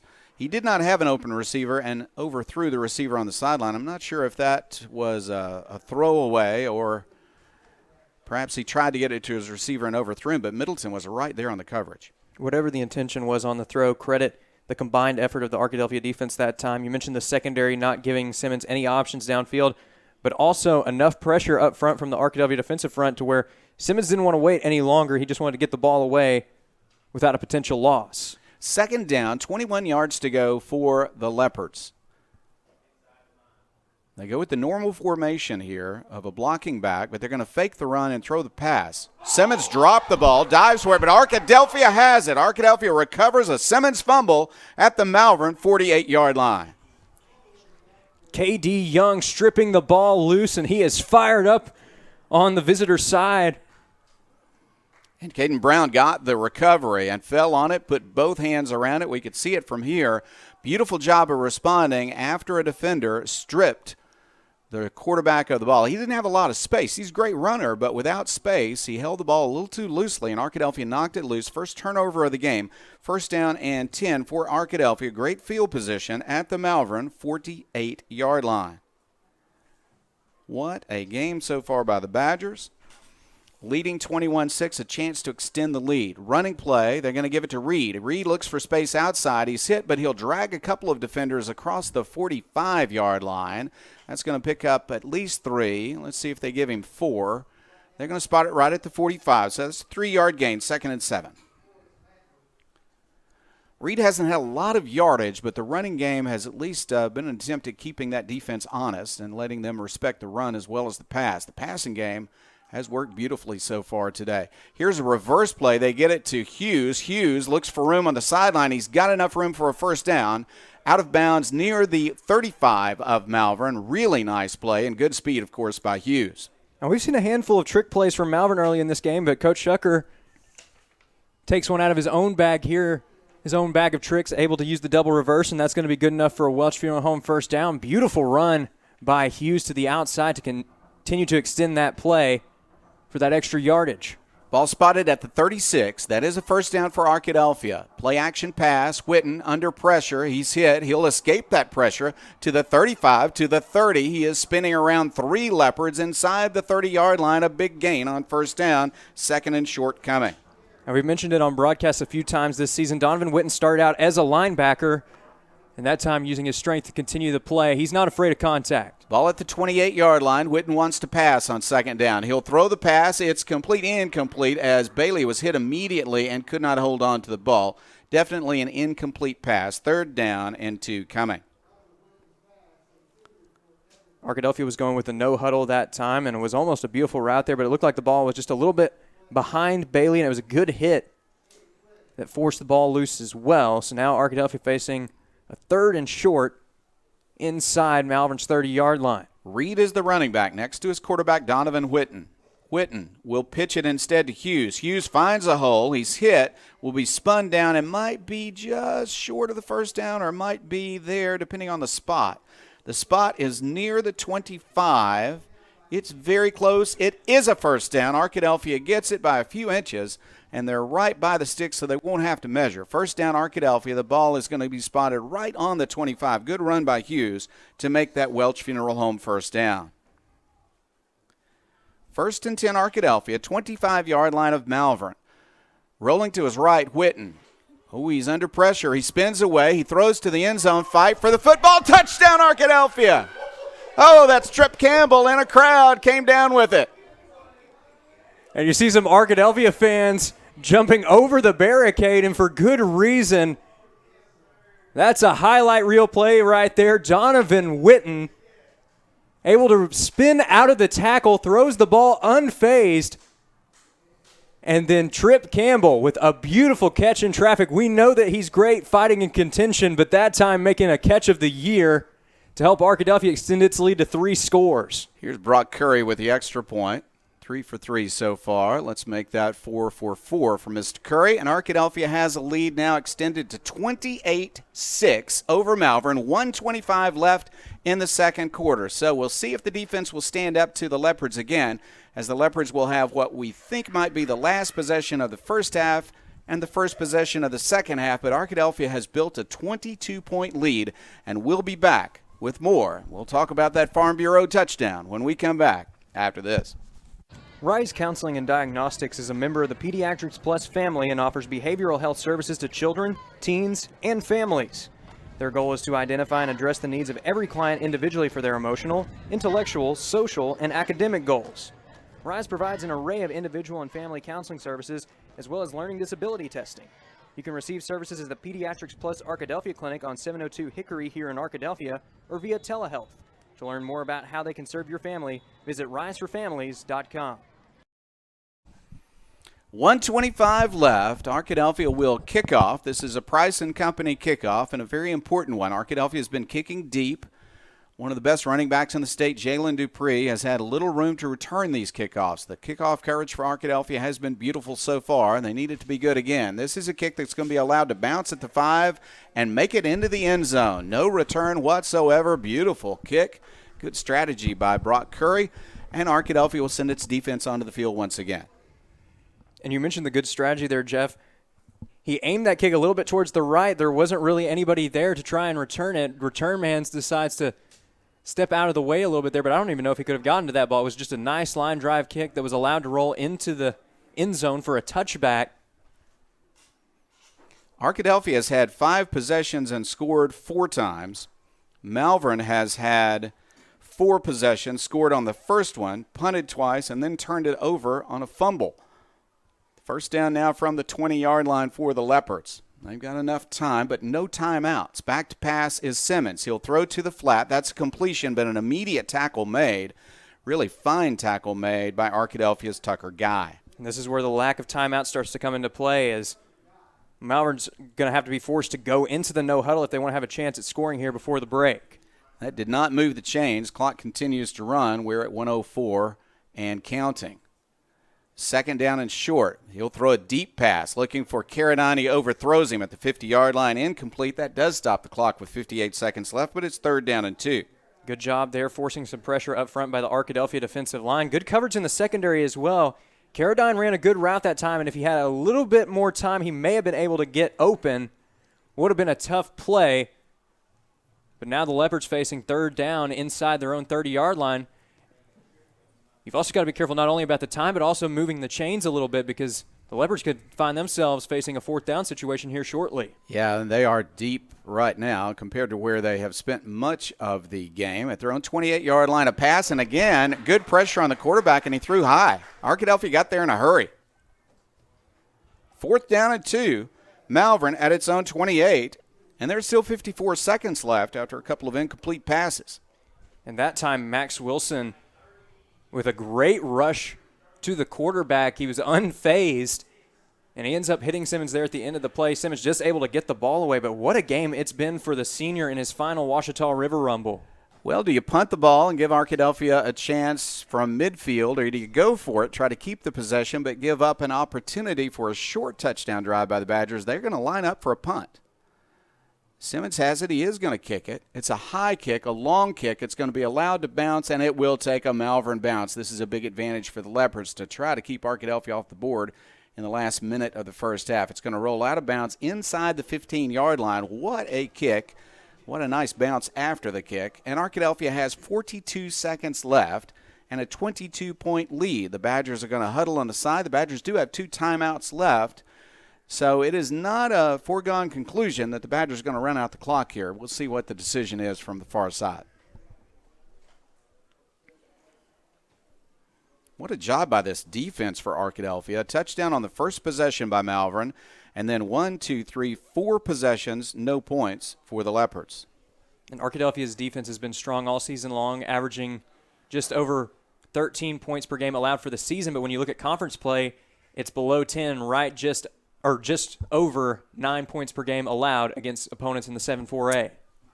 Badgers are going to run the ball on first down. A little bit of room for Reed this time, out to the 20-yard line. It would appear they're going to run out the clock with a running play on first down, but they're also going to line up. Witten certainly wants to have a little 2-minute offense here with 27 seconds left. The clock is running, and I think Arkadelphia might decide to just take the lead that they have into half. Arkadelphia is talking to their players on the field, and the players are not lining up. They don't have to run a play, and I don't think they're going to choose to. Did pick up 6 on first down, but they're going to let it go to halftime. We're down to 7, 6, 5. What a halftime score this is going to be for the Arkadelphia Badgers, taking on a tremendous team in Malvern and leading at halftime. It's Arkadelphia 28, Malvern 6. We have reached halftime, and we'll be back with the halftime show sponsored by Southern Bancorp when we come back after this message. Everyone's known for something. Ours is simple. At the Southwest Auto Collection and iDriveSWA.com, you get the absolute lowest price on America's best brands: Ford, Lincoln, Chevy, GMC, Buick, and Chrysler, Dodge, Jeep, Ram. The best selection and the lowest prices guaranteed. And we deliver anywhere in the state, plus tires for life. It really is that simple. Visit us today, the Southwest Auto Collection, I-30 Exit 78 in Arkadelphia, or online at iDriveSWA.com.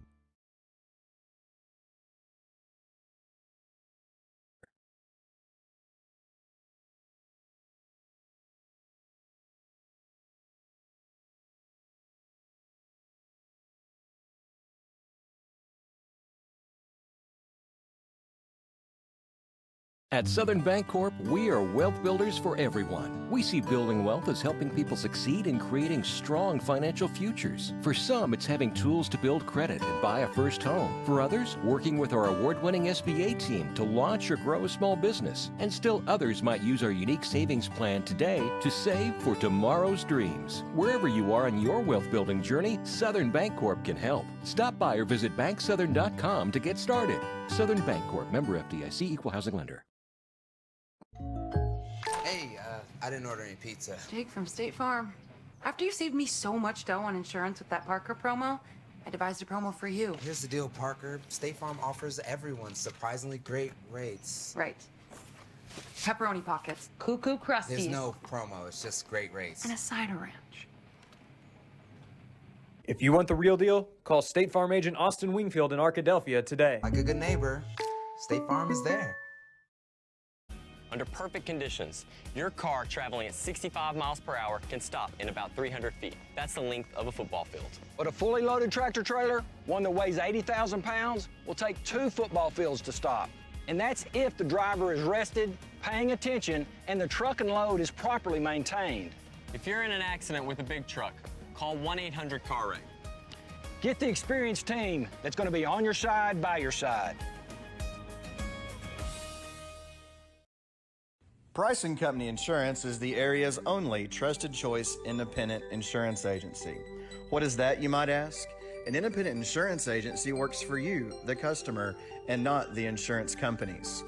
So the next time you're shopping for home, auto, business, life, or health insurance, we invite you to experience an unprecedented level of customer service and expertise. Call or click for a quote today.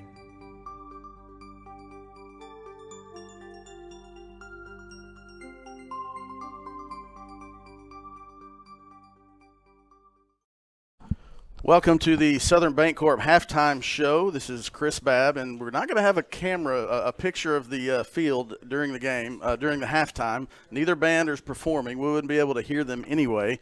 But the sun is also shining right into our booth, and our equipment is getting hot. So we're going to take this time to lower the shades, the nice press box here at Claude Mann Stadium.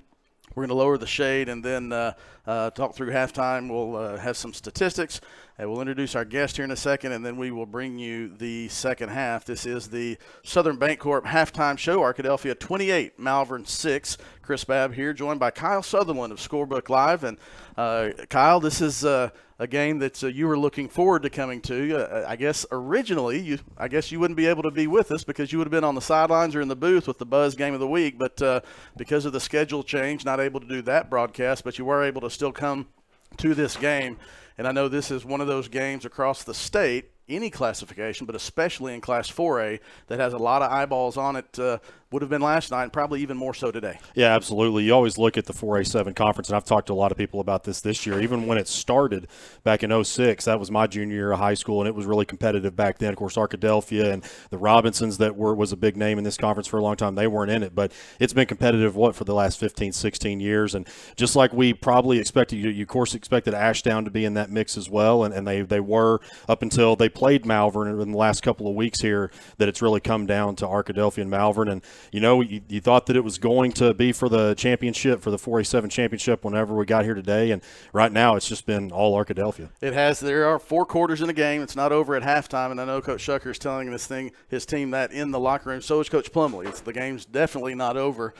You have to keep putting on steam if you're in Arkadelphia, and if you're Malvern, you keep your head up, and you get a score coming out of the halftime break, and you can get back into this thing, make it a 2-possession game.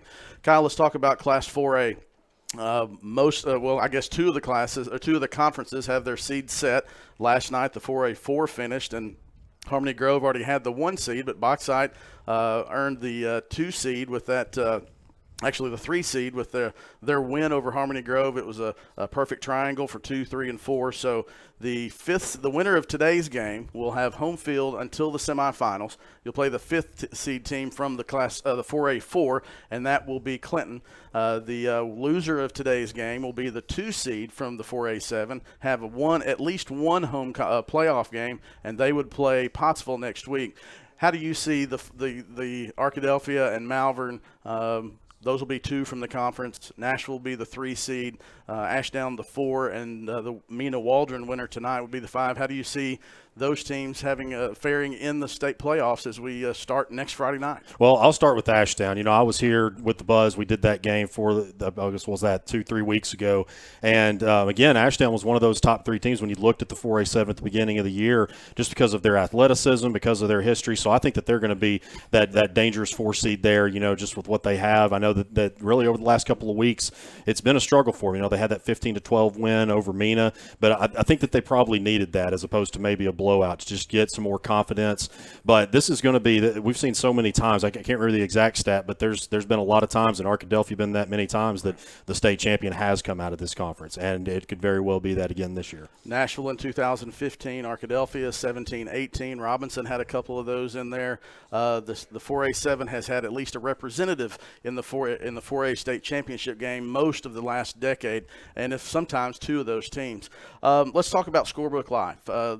If fans aren't familiar with Scorebook Live, that's where they're going to go to get the official AAA bracket. It's a AAA partner. Tell us about Scorebook Live and what we can find from your company. Well, so of course I've been on for a little over a year now. Nate Olson's done so much for me. I always make sure and say that, you know, the opportunities that he's granted me, because not only does it give me a chance to promote sports in Arkansas, it gives me a chance to work from home and spend time with my kids, spend time with my family. So that's great too. But we really have put an emphasis on, of course, football, but also basketball and the spring sports that don't get as much attention unless it's maybe the state tournament. And so that's really what we've tried to do, is just make sure that, you know, once you get in, like right now we're doing basketball previews, and then of course finishing up with football. So it's a really busy time. And then once we get to February, March, it'll start with baseball and softball and a little bit of soccer here and there. So that's the thing is we've been in Arkansas. I think this is the 3rd full year now. It started out on the West Coast, out of Spokane, Washington.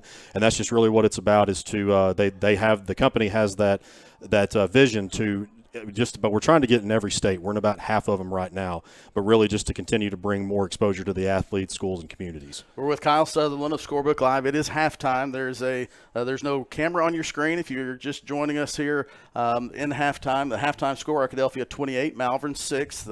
It is an afternoon game. We're not used to afternoon games, and thankfully there are shades that we can pull down in front of our equipment to cool it off during the halftime, because it's going to get warm in the second half. Again, with Kyle Sutherland of Scorebook Live. Tell us where we can find it online, and you know the playoff brackets will be set, I guess, tomorrow, because you're not going to have games coming out tonight. I heard your partner Nate Olson last night on the scoreboard show with Rex Nelson. He's on that each week, and I would have guessed tomorrow all the brackets will be set, and everybody can start their planning and see who they have coming to War Memorial for the Class 4A on December 10th. Yeah, it should be either late tonight or for sure by tomorrow. And you know, we are the official digital content provider for the AAA, as you said, and so at least by tomorrow you can kind of get a glimpse of who your team's going to be playing, or where they could possibly end up. I know a lot of times you like to look at those semifinal matchups. Are you going to end up in, of course, the championship? So yeah, by maybe late tonight. I know there's a couple of up there already. I know like 6A, for instance, the West has already been decided. Now you've got Bryant and Conway, the big matchup tonight at 7 o'clock at Hornet Stadium, that will officially decide and get everything taken care of in the Central. But yeah, by tomorrow on Sunday for sure you should be able to look at them all. Saw that Class 5A was already decided. All of their games have been played. All their seedings have been set. Games still being played today. Well, Kyle, thanks for joining us. Glad you'll be able to hang out with us today during the game. Appreciate what you do for high school football and high school sports in general. Yep, thanks for having me on. All right, we'll be back with more of the Southern Bancorp halftime show. It is halftime. Arkadelphia 28, Malvern 6. We'll be back with a look at the first half statistics with Jim Rothwell after we come back. You're watching Arkadelphia Badger football on ArkadelphiaBadgerTV.com. Back after this timeout.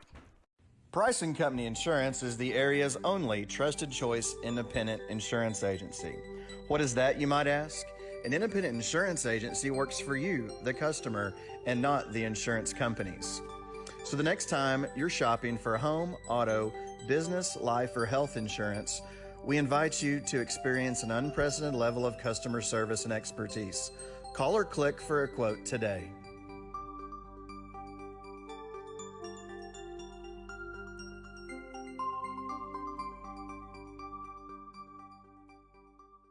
At Eccles, Thompson, and Kneebone CPA, we seek to provide accounting, tax, and financial planning services to individuals and small businesses with proficiency and integrity.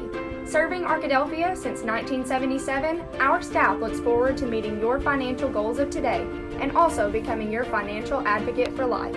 Visit us at 205 North 25th Street or call 246-8991 today. Eccles, Thompson, and Kneebone Ltd. says go Badgers. As a family-owned sporting goods supplier since 1950, Southwest Sporting Goods understands the value of customer service and is committed to providing the best quality customer service and merchandise available. Southwest Sporting Goods is located in Arkadelphia, but also has salesmen that cover the entire state of Arkansas to help ensure that their customers will receive the best customer service and pricing that can be found. Southwest Sporting Goods, located in downtown Arkadelphia, supporting the Badgers since 1950. Welcome back to the Southern Bancorp halftime show. Chris Babb with Jim Rothwell. Your halftime score, Arkadelphia 28, Malvern 6, as the Badgers got a big score and a stop right before the halftime break to go into the halftime locker room with a 22-point lead. Arkadelphia scored to open the game on the first possession. 10:34 left in the first quarter. Donovan Whitten runs it in for a touchdown. Malvern responded on its first drive, but the extra point was blocked. And since then, it's been all Arkadelphia. Donovan Whitten rushed for one touchdown, 3 touchdown passes.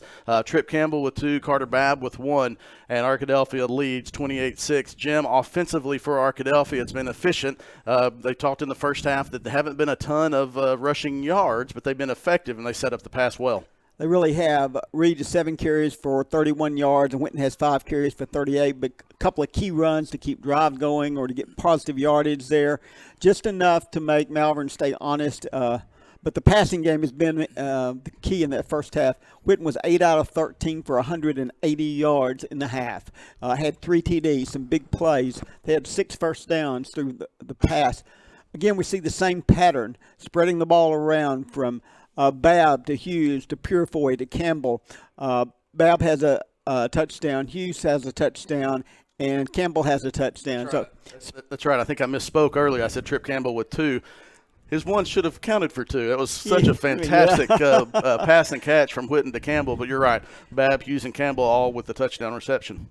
Again, no interceptions, no fumbles, a few penalties, but not like we've seen. Arkadelphia, like you said, the key word is efficient. Taking advantage of the fumble that Malvern had, getting points. Just if you could have drawn up a first half for Arkadelphia, this is probably what you would have liked. Offense for Malvern goes through Jalen Dupree, and Jalen Dupree does have a lot of yards, averaging 200 yards coming into the game. He has the 1 touchdown on the first drive, and he does have a lot of yards, but Arkadelphia has not allowed him the big play that he's benefited from throughout the early season. We saw on the first play against Nashville last week, 75 yards for a touchdown. Arkadelphia has given him yards, but it's somewhat of a rushing version of bend but don't break. That's true. He's had 14 carries for 88 yards. That's just a little over 6 yards a carry. That sounds like a lot, but when you've been talking about 10, right, that's a good deal. And the 1 touchdown. Simmons, 6 carries, net of 6 yards. He had a big loss on one play. They went to the Wildcat with both Simmons and Dupree back there and primarily running Dupree, and Arkadelphia sort of adapted to that. They've looked at it, and they've done a pretty good job of stopping that. Simmons has been pretty effective throwing the ball. Most of them are short passes. He's missed on a couple long ones. He's 8 out of 15 for 91 yards. Dupree had 2 catches for 26, and then the others sort of been spread around. So the Arkadelphia defense has played very well. We talked earlier, I think, on the way here or when we got here about keys would be who stopped the other team maybe a couple times. Arkadelphia's done that. Right. Whether it was through a turnover or stopping them on a 3rd or 4th bit down, Arkadelphia's been able to do that. It is halftime, 28-6. Arkadelphia will lead. The Southern Bancorp halftime report. Chris Babb and Jim Rothwell. We mentioned if you're just joining us now, and there's no picture until we come back. It is afternoon, and we are looking into the sun, so we lowered the shade in this nice press box here at Claude Stadium, probably the best in the state, and we're thankful they have shade so we can lower them and cool off our equipment before the second half begins. Jim, we've got 6 minutes left in halftime, so as we wrap up here in the next couple of minutes, Malvern will get the ball to start things off. And this is a big possession for the Leopards because they can pull this thing to within 2 possessions. Right. It's also a big possession for Arkadelphia if you can get a stop and let your offense go down. So this first 5 minutes of the third quarter will have a big impact on the rest of this game. It will. Arkadelphia, Malvern, other than maybe the Dupree Dupree breaking a long run, really, I don't think has that potential to pour on points very quickly. But all of our drives have been slow, methodical, picking up first downs.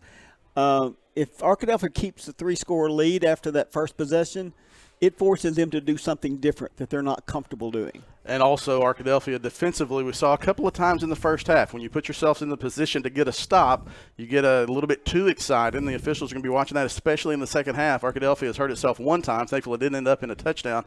But you got to play as hard as you can between the whistles and then stop and cut all the other stuff out on both sides of the field. Seen a little extracurricular, nothing excessive, but it just continued. And in an emotional game like this, you've got to be careful that doesn't carry over after the whistle. All right, and for those who are not from Arkadelphia or Malvern who may be tuning into this game, these towns are 20 miles apart. Players have played against each other since Pee-wee, whatever sport it may be. Probably there are lots of family connections on both sides of this. So this is a huge rivalry game. The winner will win the Ouachita River Rumble belt, as we'll put that back up on your screen. Really quickly, there you see it, sponsored by ASU Three Rivers. Steve Rook will present an MVP, present the belt to the winning team, and the MVP gets a $250 scholarship to ASU Three Rivers if they choose to go there for college. But it's a big game.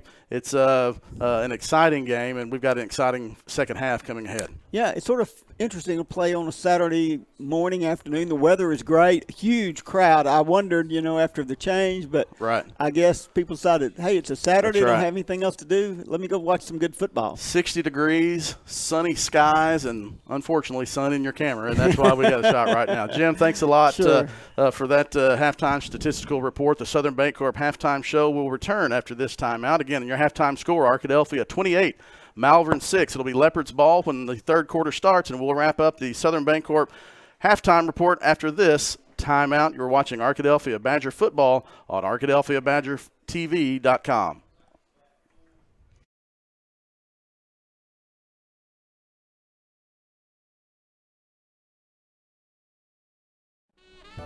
Locally owned and operated, Java Primo is the official coffee house of ArkadelphiaBadgerTV.com. At Java Primo, amazing coffee is just the beginning. In addition to coffee, drinks, and desserts, we also have wonderful options for breakfast, lunch, and dinner. Shop our gift selection 24/7 online at javaprimo.com or visit us on Main Street in historic downtown Arkadelphia.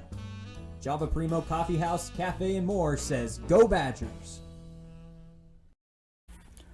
Turner, Rogers, Manning & Plyler CPA is a longtime supporter of the Arkadelphia Public School District.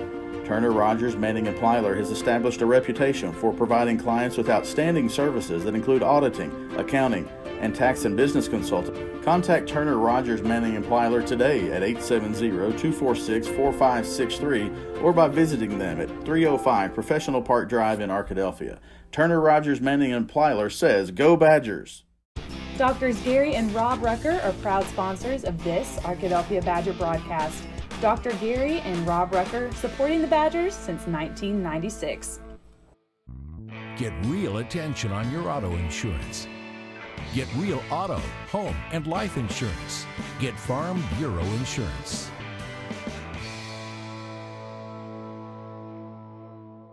Call Clark County Farm Bureau today at 870-246-4554. Locally owned and operated, Welch Funeral Home has been serving the Arkadelphia community since 2005. Our goal at Welch Funeral Home is to offer every family that will allow us to serve them the most caring, dignified, professional service at the most affordable price. With over 40 years of experience in the funeral home industry, owner Tim Welch and Welch Funeral Home have also been longtime supporters of the Arkadelphia Badgers and Lady Badgers. Contact Welch Funeral Home at 870-230-1400 or visit them at 202 South 4th Street near downtown Arkadelphia. While you may not be a pediatric surgeon volunteering your topiary talents at a children's hospital, your life is just as unique. Your Raymond James financial advisor gets to know you, your passions, and the way you give back, so you can live your life. That's life well planned. The Board of Directors at South Central Electric Cooperative believes in the necessity of high-speed internet access in rural South Central Arkansas. South Central Connect was created to fulfill a need other internet providers were not able to provide in our area. South Central Connect, through our local cooperative, brings the necessity of internet service to your house, much like they did electricity in the 1930s. Sign up today at southcentralconnect.net or call 855-269-3429. R&T Dixon's Exxon stores are proud to support this Arkadelphia Badger broadcast. Locally owned and operated by Randy and Tanya Dixon, we welcome you to visit one of our locations in Arkadelphia or Caddo Valley at each I-30 exit. We're also excited to open a bigger and better Tiger Mart at 10th and Pine in Arkadelphia next spring. R&T Dixon's Exxon stores say, "Go Badgers!" The Board of Directors at South Central Electric Cooperative. Welcome back to the Southern Bancorp halftime show. Chris Babb here as we see Amber Childers. Is it Vanna White? Is it not Vanna White? Yeah. From ASU Three Rivers. Coleman, let's see if we can zoom in on that belt. We saw a picture of it a little bit earlier, but this is the belt that the winner will receive this afternoon, as ASU Three Rivers President Steve Rook will present that belt to the winner here in about 45 minutes. And we thank ASU Three Rivers for their sponsorship of the Ouachita River Rumble. 28-6. When we've got 2 minutes left as the teams return to the field, and when we come back, we will have the third quarter of today's Ouachita River Rumble, sponsored by ASU Three Rivers, and we'll be back after this timeout. Managed by the Van Dorn Group, Sonic of Arkadelphia is ready to get involved in the Arkadelphia community. With the goal of making improvements to the Arkadelphia restaurant, the Van Dorn Group is committed to making Sonic of Arkadelphia one of the best around. Stop by Sonic of Arkadelphia today for a Route 44 slush or drink to go with the great Sonic burgers, tater tots, or french fries. Top it off with your favorite ice cream treat. Visit Sonic of Arkadelphia on 10th Street today and tell them thanks for their support of the Arkadelphia Badgers. You belong at Patterson Federal Credit Union. No matter your financial needs, Patterson has products to help. We offer all types of accounts, savings, Christmas club, and a variety of checking accounts, including one specially tailored to teenagers. Certificates and IRAs are also available. If you're in need of a loan, we can help you with auto, recreation, personal, and home loans. Patterson Credit Union has several strategies to help build or repair credit, including our own credit card program, credit builder loans, and financial counseling. We're proud to have served Clark County for 65 years and look forward to many more years to come. Join us soon. You belong here.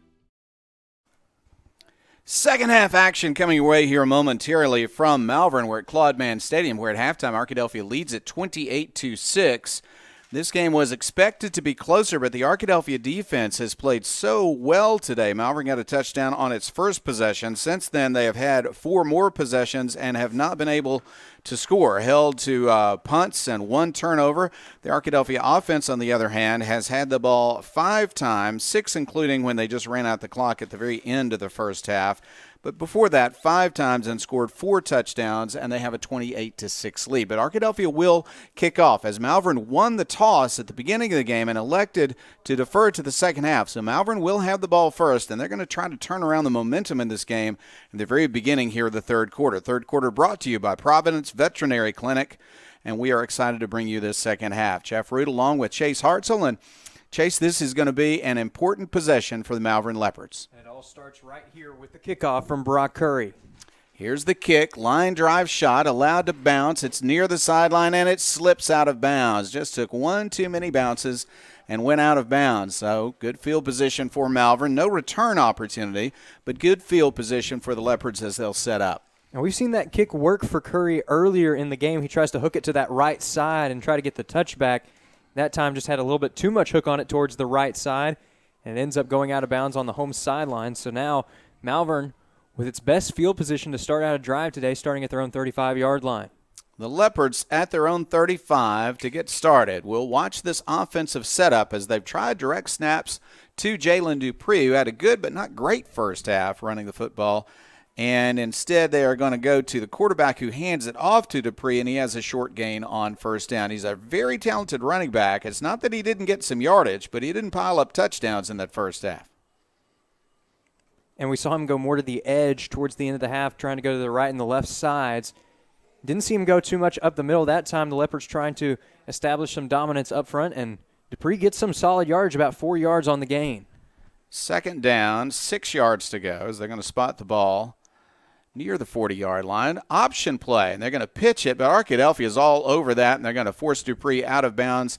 No gain, maybe a yard on the play. We're going to say the 40. I'm going to put it at the 40. I think the spot will be right on the 40-yard line, so 3rd down and 5 coming. Great pursuit there by a couple of Badger linebackers and secondary men. Lamont Jones was in there running the ball carrier out of bounds. It looked like Zane Thomason was also in on the play. They need 5 yards and a foot for a first down. 2 running backs in the formation if you include the quarterback, who's a great runner himself. He is wanting to pass. Pass to the sideline, incomplete. Well defended by Arkadelphia. The intended receiver was not able to get to the ball. That was Dante Cagle because it was extremely well defended on the far side. And that was Kelburn Middleton making the play for Arkadelphia. Does such a great job. Even when he doesn't get interceptions, he does lead the team in that category, but he also just does a great job of disrupting passes. And now the Leopards are going to face 4th down inside their own territory, and they're going to send out the special teams unit. And they're going to punt the ball away, at least line up for a punt. Ball just short of the 40-yard line. 4th down and 5, slightly more than 5. They're going to line up for a kick. But remember, the punter is Cedric Simmons. He's a good punter, really fine quarterback. Would they fake it? The answer is no. He's going to punt. That ball, I think, was tipped by a Badger, and it's going to be a short kick this time. Did a Badger get a hand on that? I think he may have. At any rate, the short kick gives Arkadelphia good field position at its own 41-yard line.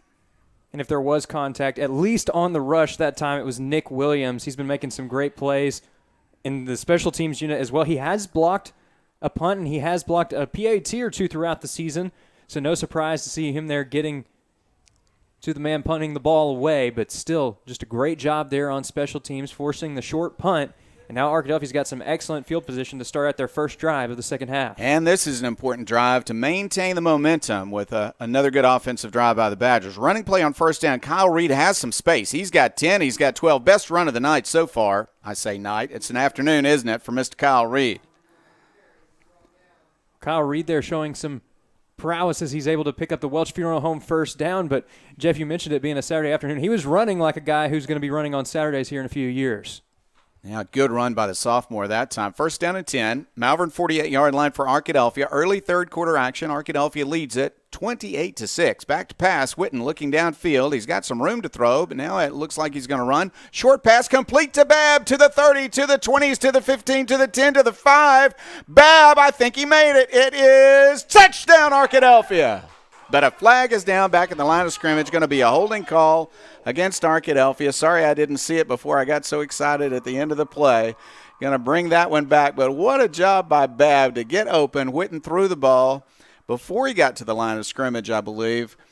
I'm sure of that. And then Babb made a nice run to the end zone. But back at the line of scrimmage, a holding call as the quarterback scrambled to his right. And that'll bring it back. The Badgers will have to try it again.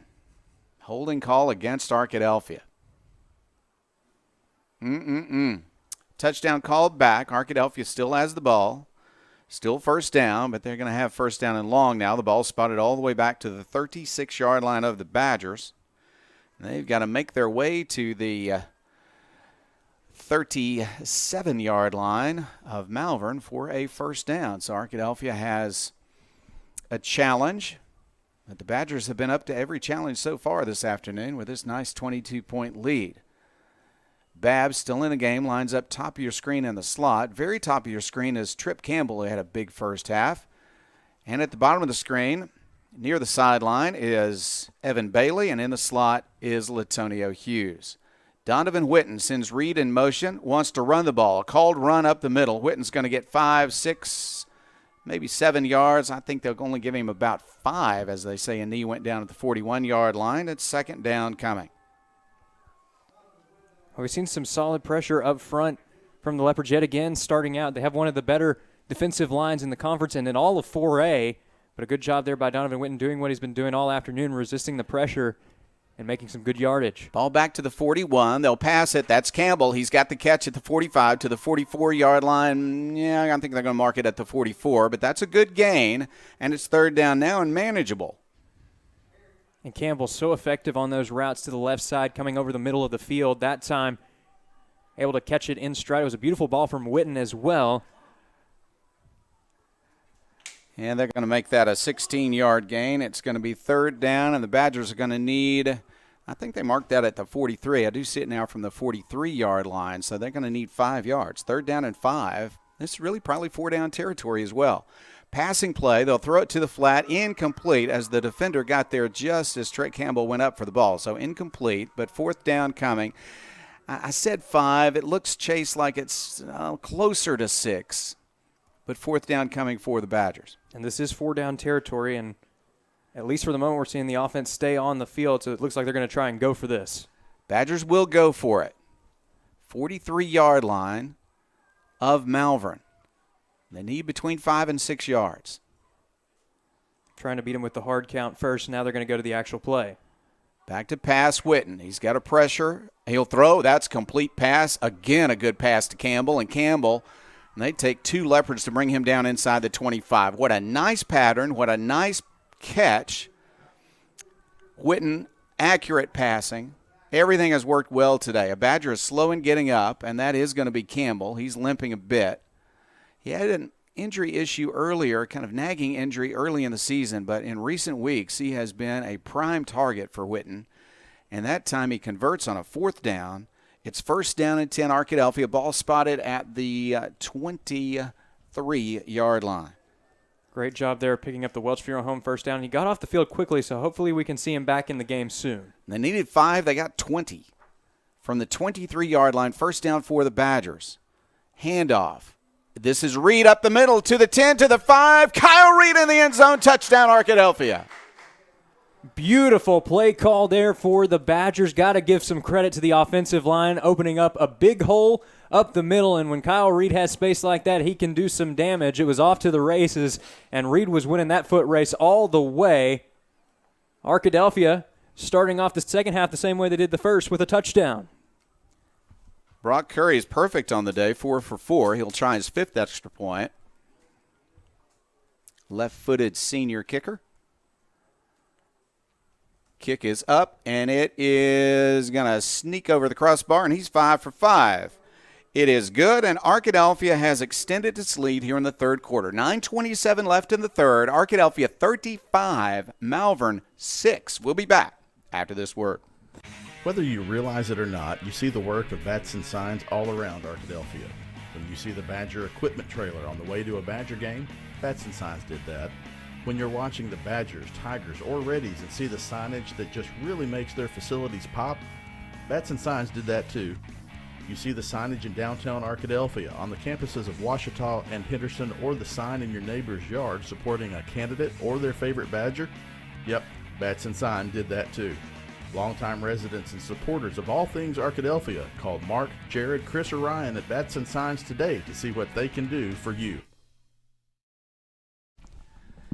Arkadelphia set for a Price and Company kickoff. Badgers 35, Malvern 6. Chase, I just didn't see this coming. There's a lot of football left, but Arkadelphia has built a 29-point lead.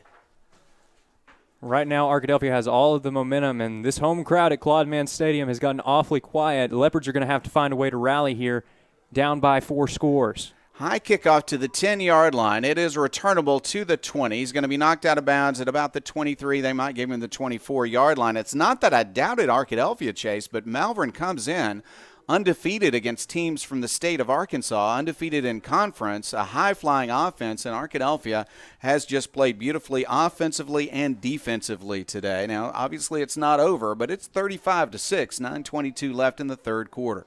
Well, and Jeff, it's worth noting this is really the first time, at least against an in-state opponent that Malvern has had to play from behind. This is a new situation for the Leopards.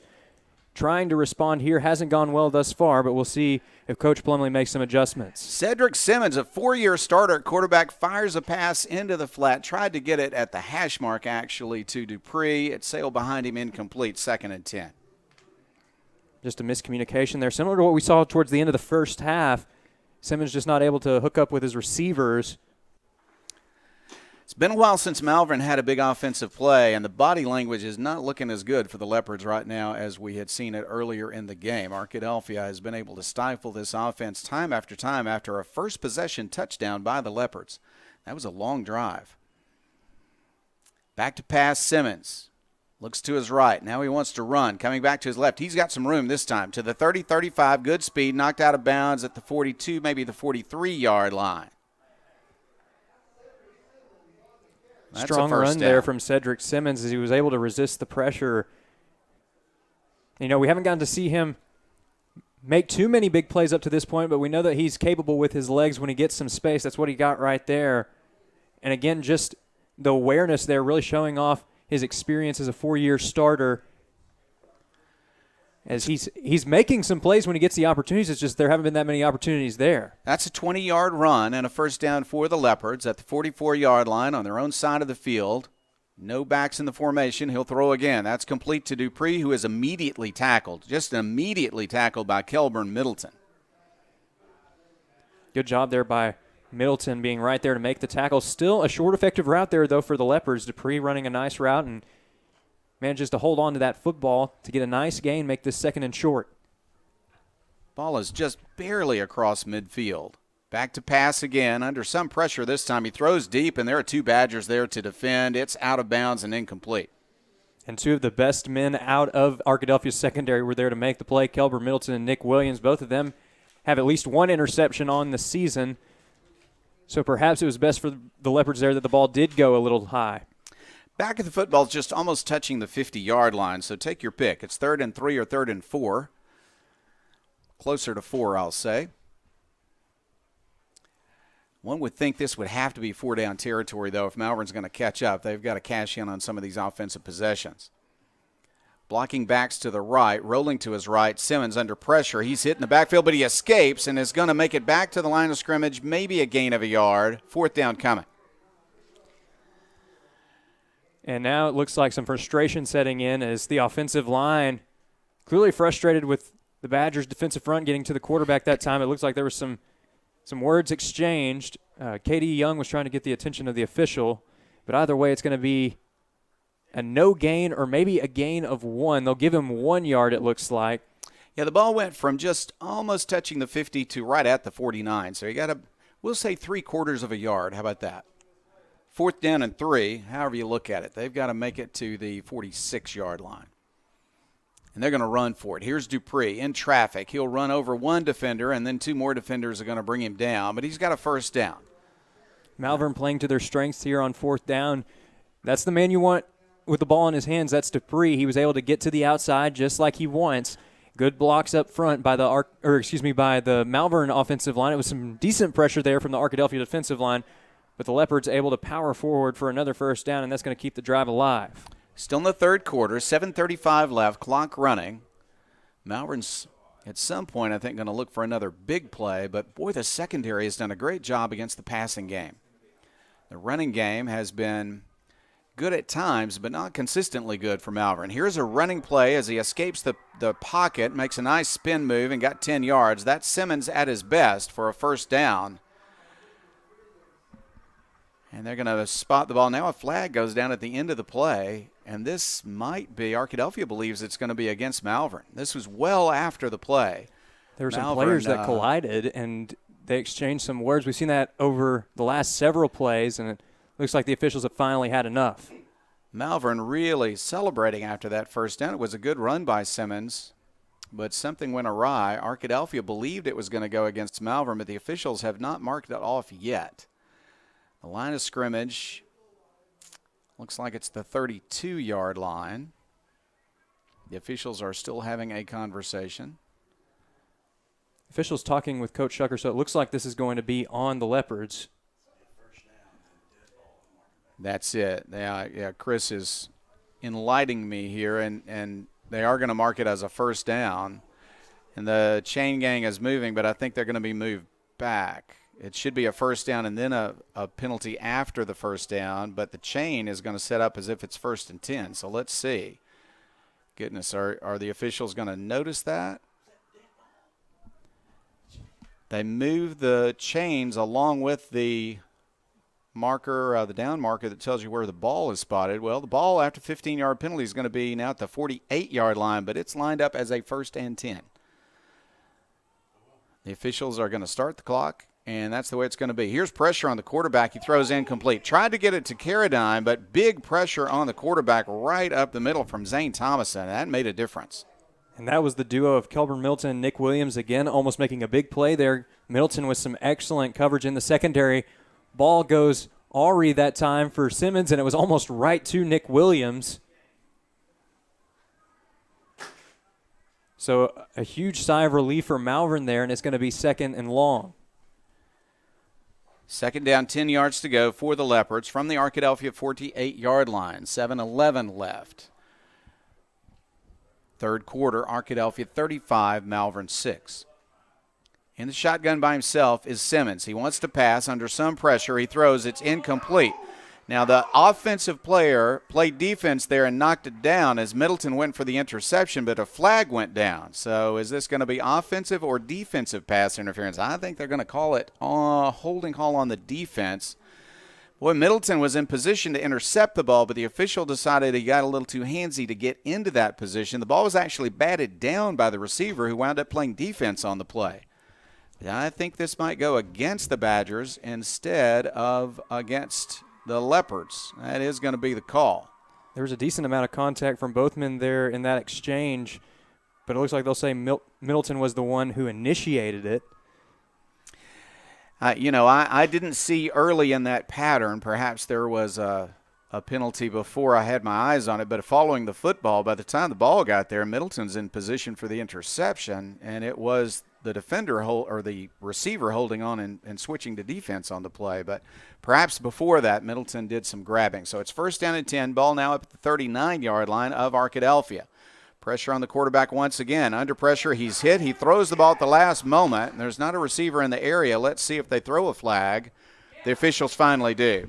He studied the field and then threw the flag. Going to be intentional grounding. And it was. He was under pressure. He was hit, threw the ball at the last moment, and there was no receiver in the area. And that time, Simmons just doing everything that he could to not take the sack. Just tried to get the ball away, and he just threw it to the wrong part of the field. That was the only part of the field that he could really get it to, as Wilson was already taking him down. But it's going to cost the Leopards a down and some yardage here, all the way back now near midfield, and they'll actually say he's back up to the 46.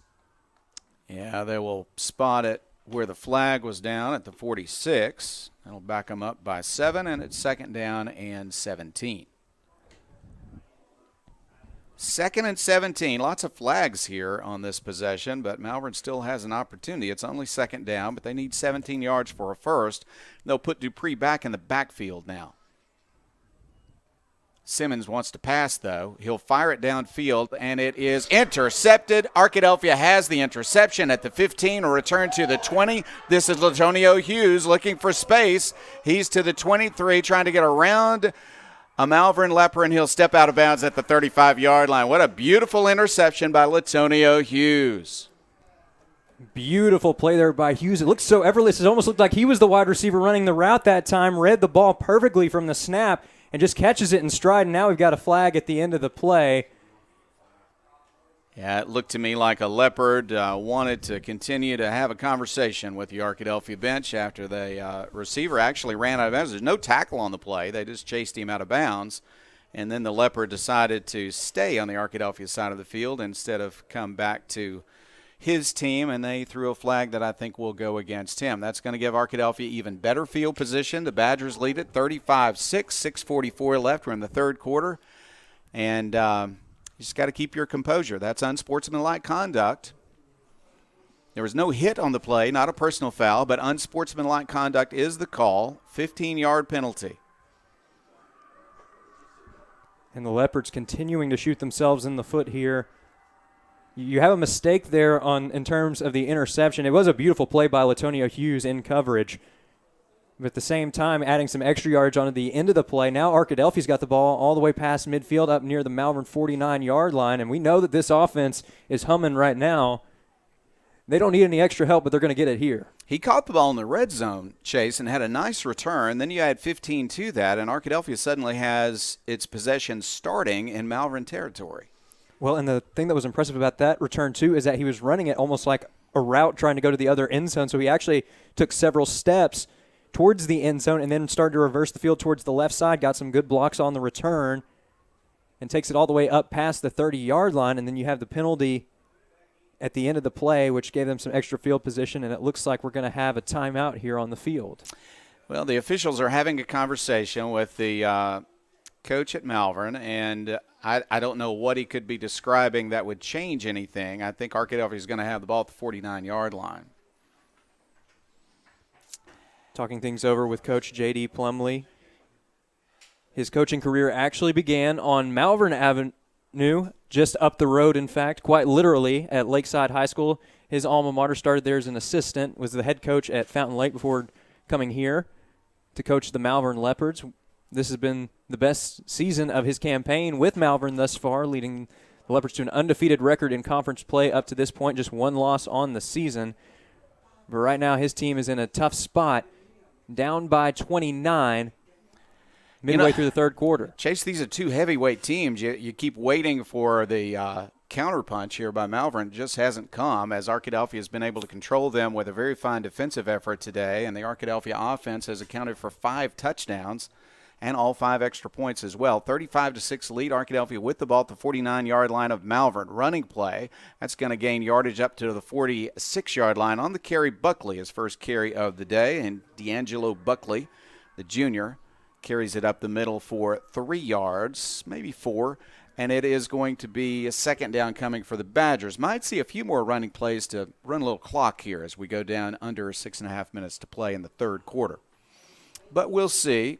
Arkadelphia has had so much success throwing the ball. Buckley goes in motion. It is going to be a pass. Witten wants to throw across the middle. Ooh, he hit his man who wasn't looking for the ball quite yet. It bounced off of Latonio Hughes, and so it's third down coming. But those two guys are going to get on the same page on the next play. You can bet on that as they have a conversation and line it up. Third down coming. Arkadelphia needs slightly more than 6 for a first down. Just a little bit of miscommunication there. That's been a rare sight today between Witten and Hughes. They made some great plays together in the first half. Hughes, of course, just made the interception a few moments ago. So as you mentioned, Jeff, it looks like they're going to get back on track here. Third down. Witten will pass. He fires to the flat, complete to the 41. This is Hughes to the 35. He fumbled the football. Now he's going to pick it up and keep the possession at the 30-yard line. Good hit. It didn't tackle him, though, and he was able to stop and then grab the ball as it was rolling near him. And so Arkadelphia avoided the turnover and got a big first down. Nice gain on third down, and it's first down. That's a Welch Funeral Home first down. And that time, Tyler Golden, it looked like he popped the ball loose. It was a good tackle at the end of the play, but credit Latonio Hughes sticking with the ball. He was able to pounce on it. He realized it was gone as soon as it popped out of his hands. So Arkadelphia's going to retain possession, and as you mentioned, Jeff, it's a Welch Funeral Home first down. Still a good defensive play, though, there at the end by the Leopards. No running back in the formation. Arkadelphia lines up. Now they're going to send Purifoy in motion and hand it to him. This is Purifoy. Good move. Another good move. Hit hard, but spins and falls forward to the 20-yard line. Very close to a first down. Let's see if he got it. They're going to say he was down. Looks like they're marking him down at the 21. So just about a yard short.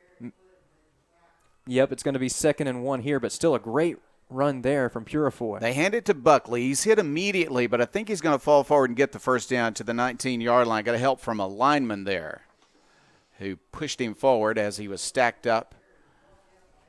And if the spot is decent, it is. First down, Arkadelphia. Good job right there of Buckley knowing right where the sticks were. He did just enough to push the ball forward for that extra yard, and now Arkadelphia's got a new set of downs following the Welch Funeral Home first down. Ball at the 19-yard line. D'Angelo Buckley is the running back to the right of his quarterback, Donovan Witten. And Arkadelphia has a man in motion. A little bit of an early move by a receiver. They're going to back him up by 5. First and 15 coming. Arkadelphia has 5 touchdowns today. Scored on its first possession of the second half. Here we are in the second possession. First and 15 from the 24. Every quarter has been a good one. This one brought to you by Providence Veterinary Clinic. Arkadelphia has just played beautifully today in this big showdown between teams that are undefeated in conference play. Malvern student section still fired up here in the third quarter. Here's a pitch and a run. This is Purifoy for yardage up near the original line of scrimmage, maybe a little bit short of that. And it's going to be a third down coming. I'm sorry, second down coming. After the penalty, it was 1st and 15, so we're going to see second down and between 11 and 12. Ball just short of the 20-yard line. We'll call it the 20. 2nd and 11. Arkadelphia looking at the sideline to get the play, and a flag goes down to the far side. Going to be offsides against Malvern. That's a free 5 yards. Suddenly it's second down and only 6 for the Badgers. And that time 2 men on the right side of the defensive line for Malvern jumping offsides. They've flinched a few times earlier in the game, but Donovan Witten hasn't been able to get them to jump until now with that hard count. Trip Campbell to the left side. In the slot is Purifoy. Buckley is the running back. Witten wants to pass, looks to his left, runs to his right. He's got a little bit of room. He is inside the 10-yard line to the 9-yard line. Well, he is just a tough runner when he decides to take off. He does not slide, looks for contact.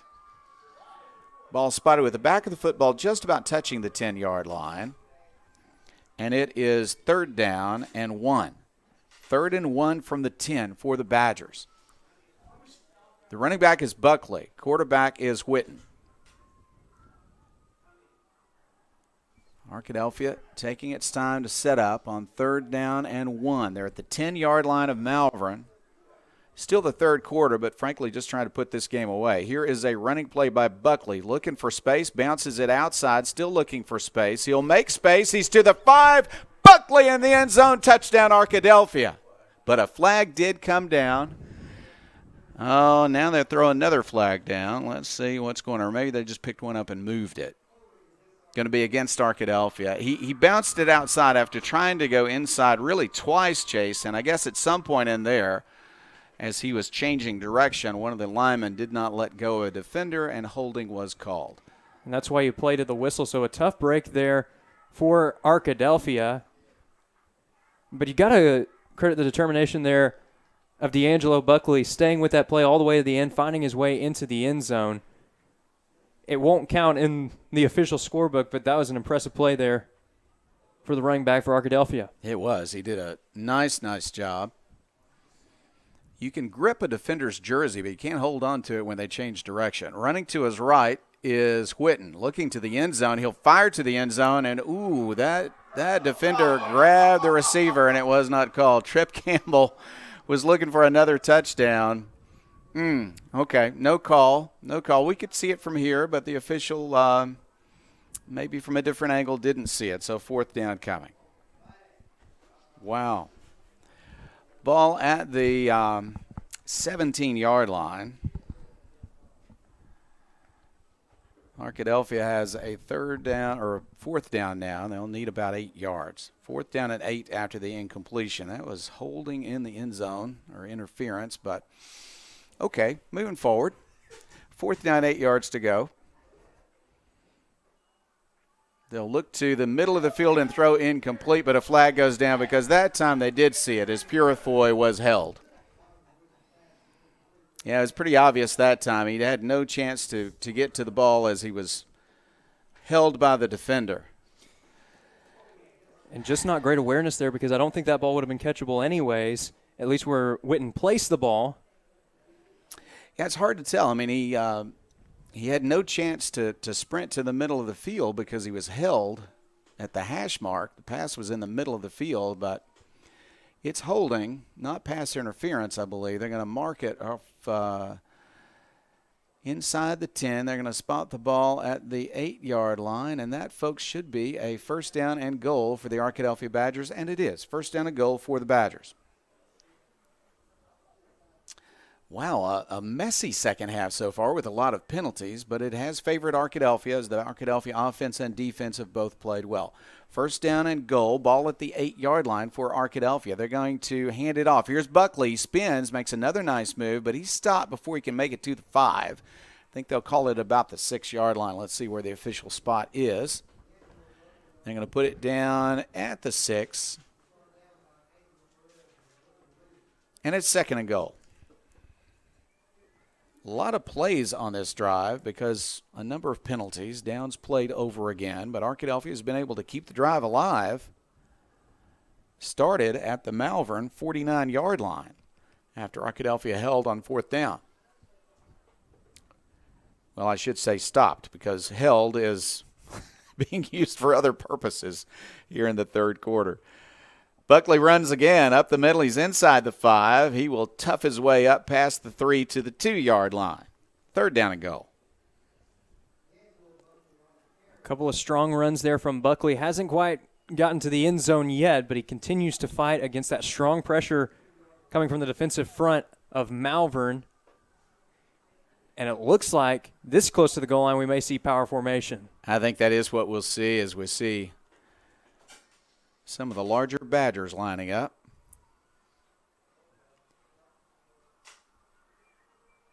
Yeah, I wouldn't want to see Katie Young coming at me with a head start. Ooh, a fumbled snap. Whitten falls on it, and they're going to have to go to 4th down. It looks like there's a leopard down at the end of the play. I think he's going to pop up pretty quickly. Just a fumbled snap that time. He doesn't take that many snaps from under center, and he fumbled it that time. So it's 4th down 2. Whitten did fall on it, prevented the turnover. Donovan Whitten this time is going to pitch it wide. Here is Buckley. Cuts it up. He's hit at the 1. He scores. Touchdown, Arkadelphia. Well, it took a few plays, but D'Angelo Buckley got his touchdown back on a nice pitch play there from Donovan Whitten. It was to that same corner of the end zone, and this one an important one for Arkadelphia as it now puts them in the good sportsman rule on a Farm Bureau touchdown. I never thought we'd say that today. Goodness gracious. Brock Curry on for the extra point attempt. He's been perfect today. 5 for 5. Looking for number 6. This is a huge crowd here today, so I think they're the last thing they expected on either side. Kick is up, and the kick is 100% good. Oh, and a flag goes down at the end of the play, but that is after the extra point. That should count. So with the PAT by Brock Curry, that brings it to Arkadelphia 42, Malvern 6. The flag that we saw has been picked up. Let's see what the officials decide. They might mark it off at the Price & Company kickoff, which will come after this break. Once again, Arkadelphia 42, Malvern 6, 58 seconds left in the 3rd quarter. We'll be back after this. Price & Company Insurance is the area's only trusted choice independent insurance agency.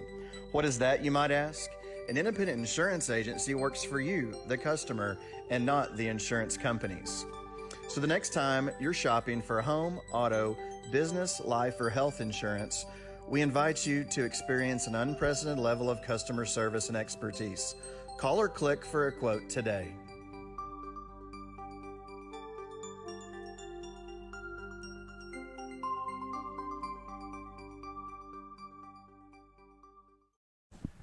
Arkadelphia's 6th touchdown came on, and get this, if you include all the penalties, it's 16 plays covering 49 yards. That's if you include every penalty that we just saw, 16 plays to cover 49 yards. You don't hear that very often.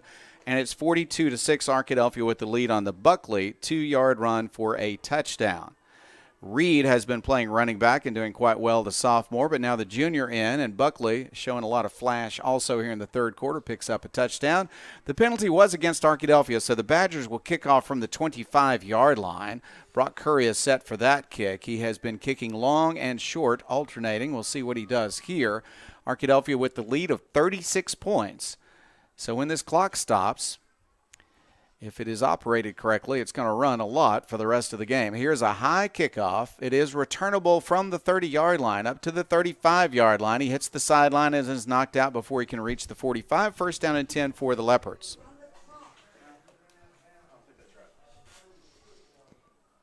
So now the Malvern offense coming back out onto the field.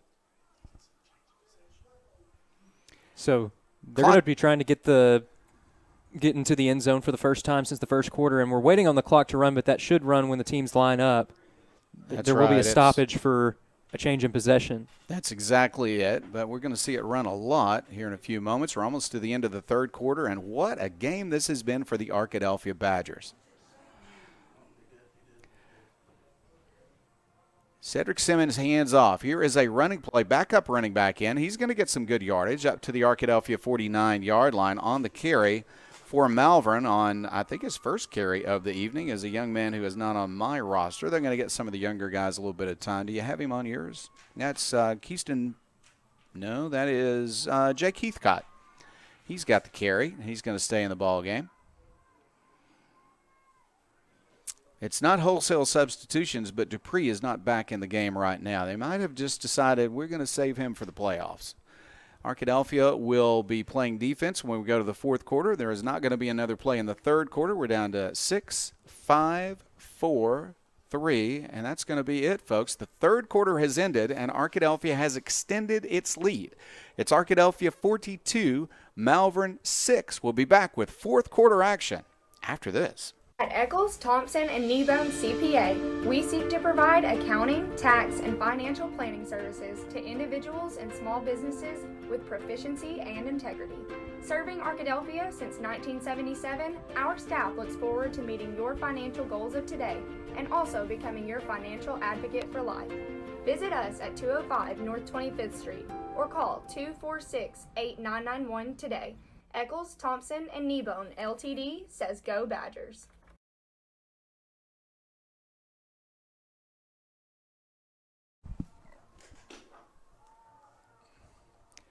We're back at Claude Mann Stadium where Arkadelphia has completely dominated a showdown where we expected both teams to score some points today, but it's mostly been Arkadelphia. The Badgers have 42. The Leopards of Malvern have 6. It's senior day here in Malvern, and not what this huge home crowd was expecting. In fact, it's beginning to thin out just a bit as Arkadelphia has forced the good sportsmanship rule on the Leopards with a 36-point lead gained moments ago in the third quarter. Arkadelphia playing defense right now as Malvern's back on the offensive side. They've got all their starters in except Jalen Dupree, who, as far as we know, is not injured but is standing on the sideline. Again, they might, with this game out of reach, might have decided simply to save him for the playoffs. Cedric Simmons wants to throw deep. He's got Carradine down there. He's got the catch at the 10, at the 5. That's a touchdown for Malvern on a deep pass from Simmons to his favorite receiver. Arkadelphia had a younger defensive player back there, and he couldn't quite hang with the senior receiver, or I should say a junior receiver. He's an awfully good one, though, and he gets the touchdown. So Malvern, with the score, has its second touchdown of the day. They scored on their first possession, and then Arkadelphia was able to come back and take a huge lead. Arkadelphia had a 7-0 lead, then it was 7-6. Arkadelphia made it 35 to 42-6, I should say, and now a touchdown and the extra point is good, and Malvern is back on the board. So we're in the fourth quarter now, and the clock will continue to run. It's running now under 11 minutes to play because we are in the good sportsmanship rule. But Malvern does get a touchdown on a long pass from its senior quarterback, a 4-year starter in Cedric Simmons. That was a nice pass. We've seen Carradine run that route several times throughout the afternoon, and we knew at some point that it was probably going to work out for the Leopards as he was getting open. He just didn't have that opportunity to catch it in stride and take it into the end zone. That time he got just that opportunity, and he capitalized on the moment, getting the Leopards back within 30 here. But as you mentioned, Jeff, the clock continuing to run here as a part of the good sportsman rule in the fourth quarter. Yeah, Malvern, I'm sure, is thinking about the skill positions they have on offense and their ability to score quickly, but the clock's going to run. That's going to make it really impossible for that big of a comeback, especially when you think about the offense of Arkadelphia being able to move the ball, make first downs, score touchdowns throughout the entire game. The Arkadelphia Badgers have just looked dominant today. Well, Jeff, you mentioned Ouachita, but Ouachita also going for an undisputed conference championship today in Durant, Oklahoma. So a good day for Arkadelphia football all around. That game is coming up very soon. High kick, returnable for Hughes. Hughes going to the middle of the field, now cuts it to the far side. He's got good speed. Let's see how far he can go. To the 50-yard line, to the 42-yard line, and pushed out of bounds but a good return by Latonio Hughes, who's had a big game offensively and defensively today. And now contributing in special teams with a nice return here, setting the Badgers up with one of their best field positions of the day. First down, 10 yards to go, Arkadelphia. Clock continues to run, of course. We're in the good sportsmanship rule. Even though it's less than 35 points, they don't turn that rule off once it starts. Ball at the 39-yard line. Badgers with good field position will bring out their backup quarterback, Javian Garner, a sophomore. He's seen a lot of action this year because Arkadelphia has led many games by the sportsmanship rule, even by halftime. This time it was the third quarter. A running play and a gain of 1. Young guys all over the field, and now Malvern's going to send some of their younger players on also. This is good. Both teams letting some of the younger guys get a lot of action here. It's going to pay off later on. That gain was about 1.5 yards. Arkadelphia setting up for second down. Javian Garner is a sophomore quarterback. He's got good speed. Can run, can pass. He's got 2 running backs in the backfield with him. They're going to give the ball to Purifoy, who's hit immediately as the defensive line for Malvern was able to get through. And Arkadelphia's Purifoy's great speed had no chance that time. So a loss on the play, and it's going to be third down and long for the Badgers. Arkadelphia just running the ball to eat up some clock. And, well, of course, the clock's going to run anyway, Chase, as we go under 8 minutes to play. Maybe Garner will throw the ball here on third down and long. Haven't seen too many opportunities of him getting to pass the ball, as Arkadelphia has been up by a sizable amount just trying to run out the clock in games. But now in this third and long situation, it looks like Arkadelphia will be forced to go the air. Buckley at running back, but it's the quarterback Garner who will throw across the field to Buckley, incomplete. Almost got it to him, and that would have been a first down. Not quite, though. Kind of an acrobatic move by the young quarterback. And Garner's been facing some solid pressure in every game that he's played in thus far this season. That's where he likes to go. He likes to get out of the pocket, tries to throw it on the run, rolling to his right. That's what he had right there. And Buckley ran a pretty solid route that time, just didn't quite connect. So now it's fourth down and long for Arkadelphia. We'll see if they punt the ball away here, but this is 4-down territory. Yeah, I think they'll probably go for it, let the young guys do it. Blitz on the young quarterback. Offensive line picks it up. He'll move to his right, looking for space. Now he's got a little bit of space, looking to throw it long, and he will fire the ball to the far side. A receiver is there. That's caught at the 23, to the 20-yard line, to the 15-yard line, inside the 10-yard line on the catch, Tristan Smith. Great job there by Garner, just able to get the ball away. And you mentioned Smith. He was able to adjust to the ball. That was about 5 or 10 yards short of where he was standing, but he went full hustle, came back to the ball, and got some good yardage after the play as well. If not, that ball was going to land in no man's land, and it was going to be a turnover on downs, but instead it's a Welch Funeral Home first down, and Arkadelphia has it now inside the red zone. First down and goal at the 9-yard line. Arkadelphia takes its time, make sure the young guys know what play they're going to run. Badgers are going to hand it off to Buckley. Buckley's got a hole. He's at the 5. He is in the end zone. D'Angelo Buckley with the touchdown, and Arkadelphia has 48 points today against Malvern. Unbelievable action. The young guys on the line of scrimmage opened a big hole, and the junior running back scored a touchdown. Great job there on the Farm Bureau touchdown. And D'Angelo Buckley, that's his second score of the game, as he continues to add to an impressive performance here today at Claude Mann Stadium, a memorable day for Arkadelphia in this Ouachita River Rumble.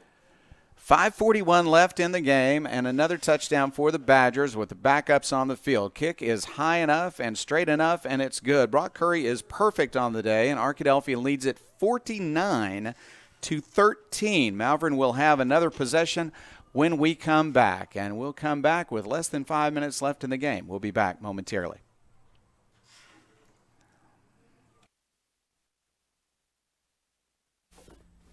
As a family-owned sporting goods supplier since 1950, Southwest Sporting Goods understands the value of customer service and is committed to providing the best quality customer service and merchandise available. Southwest Sporting Goods is located in Arkadelphia, but also has salesmen that cover the entire state of Arkansas to help ensure that their customers will receive the best customer service and pricing that can be found. Southwest Sporting Goods, located in downtown Arkadelphia, supporting the Badgers since 1950. Arkadelphia on its way to a win here in the Washita River Rumble. Also, a conference championship and an undefeated regular season. What a year for the Arkadelphia Badgers as Brock Curry sets up for the Price & Company kickoff here in the fourth quarter, brought to you by Eccles, Thompson, and Kneebone. Wonderful, wonderful work by the offense and tremendously impressive game by the defense for Arkadelphia. Chase, this is something. I mean, you hold Malvern to 13 points, especially when the second touchdown came against the backup defense. That's an amazing accomplishment. Malvern is a strong team. Kickoff return will not make it to the 20, brought down at the 16-yard line, first down and 10 for the Leopards. I do believe the Leopards will be a dangerous team in the playoff. They earned their undefeated in the state of Arkansas record, an undefeated conference record. They beat Nashville. They beat Ashdown. But here against Arkadelphia, there's just no doubt which team is the best team in this conference this year. It's Arkadelphia. They are number one in the state for a reason. That's exactly right, Jeff. And it's crazy to think about this, but only one team has come within 30 points of Arkadelphia at this point in conference play. That team was Ashdown in a 29-point victory. All the other ones determined by 30 points or more. It's just been a dominant effort in every facet for Arkadelphia this season. This is going to be a season that people are going to remember for a long time. Nice hit, no gain on the play. Good tackle by Wimberly. Wimberly, of course, plays a lot with the first-team defense, but he's only a sophomore, so he's in there right now and makes a big tackle. They do have a new quarterback in for Malvern, and so we'll bring you some of these names for both teams as they have changes. The new quarterback, let's see what he is on your roster. It's Sammy Hassan. Sammy Hassan is the new quarterback. And he will hand it off. Here's a run to the right side, and he will be bounced out of bounds at the 21-yard line. Third down coming on the carry that time for Malvern was Jake Heathcott. Third down coming. You're going to spot the ball. Well, now we got a flag down as well. Let's see what the flag is on the sideline. Going to mark that off against Arkadelphia. There were some shouts coming out from the student section side, and they're right in front of the sideline, so there may have been something extra that we didn't see up here. It looked like there may have been a late hit as the ball carrier was going out of bounds. I didn't see that as a late hit, but the officials did. Under 2 minutes to play in the ball game. First down, Malvern at its own 38-yard line. They would like these younger guys to score a touchdown. We'll see if Arkadelphia can stop them. Here's a good run by Heathcott. He's up the middle to the 49-yard line. That's enough for a first down, but of course the clock's not going to stop with the good sportsmanship rules, so we're under 1 minute and 40 seconds to play in this football game. At this point, you've almost got to treat it like a professional football game. Clock continues to run even if you get that first down. Good-looking young players on this defense. Checking in, Carson Trigg in. He's a sophomore. Getting some good action from the young defensive lineman as well. Back to pass. He'll throw a pass to the sideline. Incomplete. Missed his target. Well defended on the play. Coming up was Aiden Rutherford. And the clock just continues to run. We're down to 1:01 left.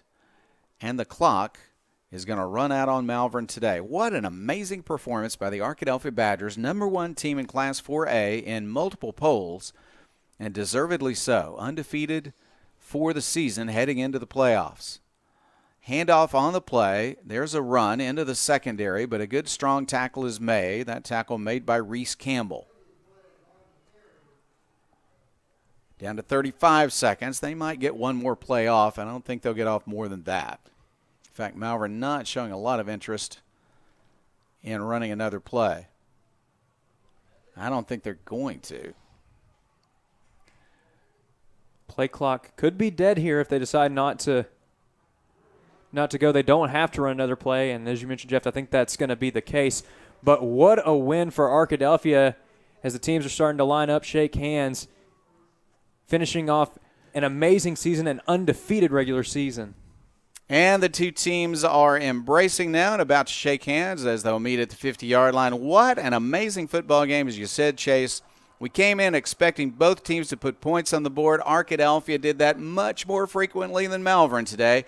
And the Badgers, with an impressive game offensively, defensively, special teams, everything worked for Arkadelphia today.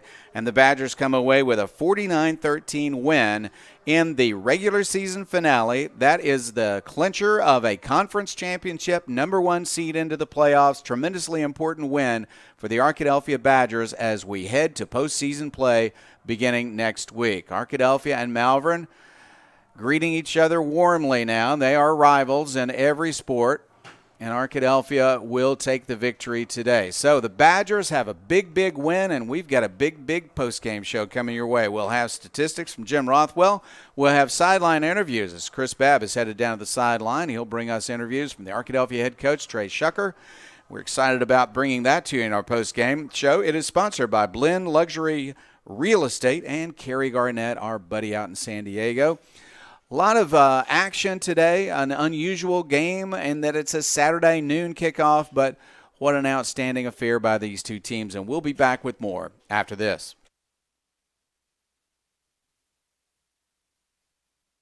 At Southern Bancorp, we are wealth builders for everyone. We see building wealth as helping people succeed in creating strong financial futures. For some, it's having tools to build credit and buy a first home. For others, working with our award-winning SBA team to launch or grow a small business. And still others might use our unique savings plan today to save for tomorrow's dreams. Wherever you are in your wealth building journey, Southern Bancorp can help. Stop by or visit banksouthern.com to get started. Southern Bancorp, member FDIC, equal housing lender.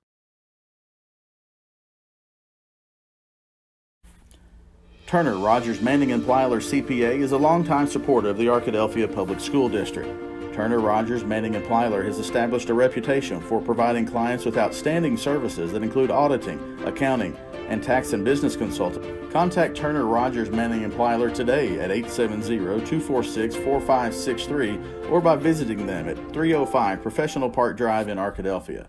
Turner, Rogers, Manning & Plyler says, "Go Badgers!" All right, we are back at Claude Mann Stadium, where Arkadelphia has just come up with a huge 49-13 win. Had a little extracurricular activity moments ago, but everything is under control, and the two teams are heading in opposite directions now. A lot of friendly greetings at the end, but somebody wasn't friendly, and it caused a bit of a momentary altercation. But all that is over with. I don't think anything terribly dramatic happened, although it looked a little scary there just for a moment. And now Malvern has come right in front of us as they are going to pose here on the sideline, as they always do, for their alma mater, coming from their band. And Arkadelphia is headed to the dressing room, being congratulated by a lot of Arkadelphia fans. It was a great turnout for this game, Chase. A sunny day after the big storms of last night. A good decision, I think, to postpone the game to today. And the result of that is that both teams had an equal opportunity to excel today. Both teams scored on their first possessions, but after that, it was all Arkadelphia. It was, Jeff. It was one of those days that, you couldn't ask for any better weather, as you mentioned, and just to come out like this today and win in this fashion. Arkadelphia, the last time they were here at Claude Mann Stadium, it was a heartbreaker. It was a game that some might even call an instant classic. Went right down to the wire. Malvern upsetting Arkadelphia for the first time since the introduction of the Ouachita River Rumble Belt. And Jeff, in that game, something that was important to note was that Arkadelphia was undefeated going into that game, and they had a chance to go for at least a share of the conference title, and that one didn't quite get it as a result. But now you look at this season, first conference championship since 2017, first undisputed conference championship since 2013, and a #1 seed in the playoffs. What a campaign it has been for Arkadelphia. If you're a Badger fan, you couldn't ask for any more today. Just tremendous, and great weather. The sun was out. That helped because it's a cooler temperature as well. A huge Arkadelphia crowd, and of course a huge Malvern crowd, all the way to the end zones, with Malvern taking one side of the end zone to our right and Arkadelphia taking the other part of the end zone to our right. A beautiful setting.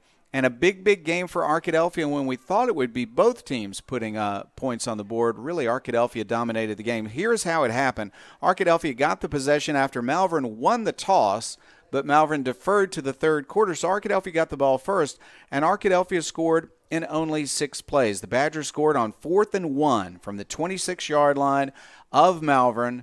A touchdown run by Donovan Whitten. He was able to break loose and score a touchdown on 4th down and 1. Arkadelphia led at 7-0 after the Brock Curry extra point. 10:34 left. We're in the first quarter.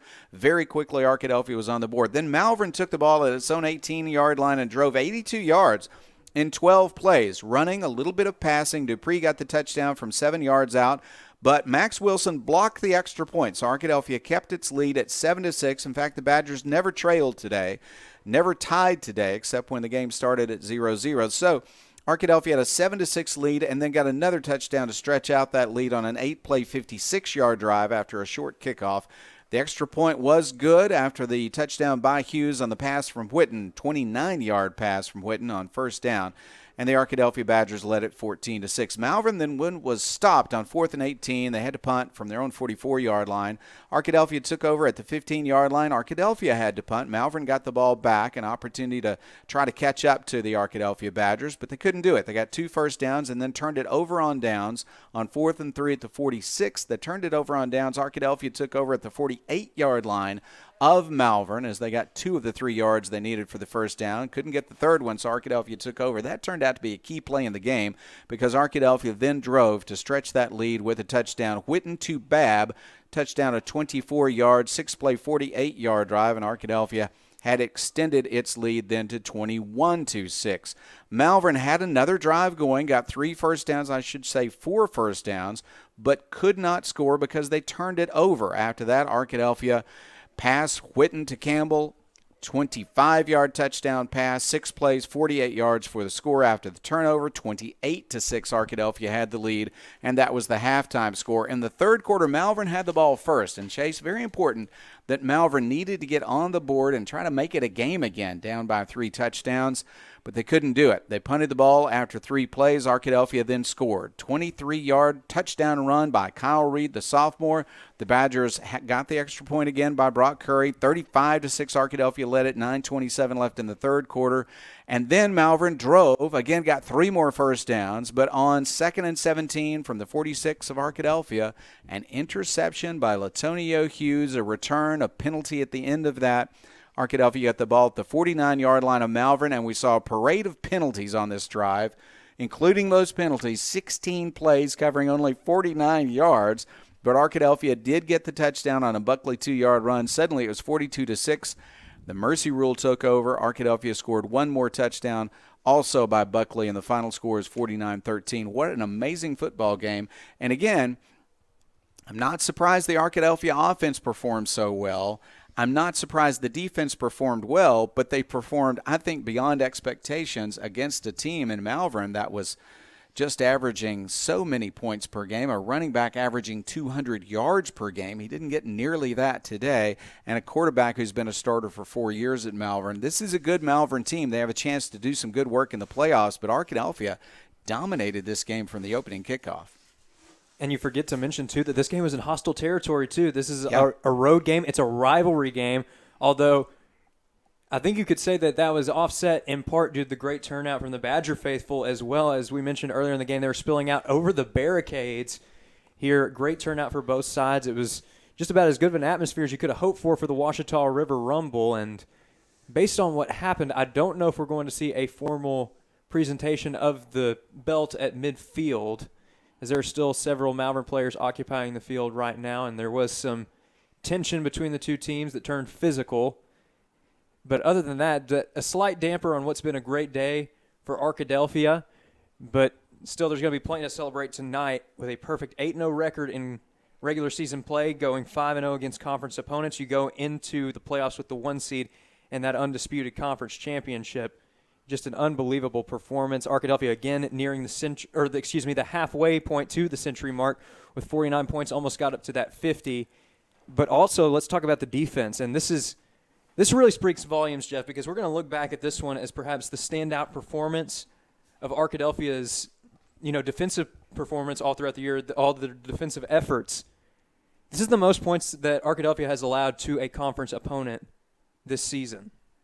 And 13 points. And yet a tremendous effort against this Malvern offense. And that's something that you'll take on any given Friday night, or in this case, a Saturday afternoon. But what a tremendous effort in every aspect. Got some blocked PATs. And so it looks like I've just gotten an update from Chris Babb. Coach Shucker has had to escort the team to the locker room, so we don't know if we'll actually have that interview now as a result of what just occurred a few Well, let me moments just ago. say this, Chase.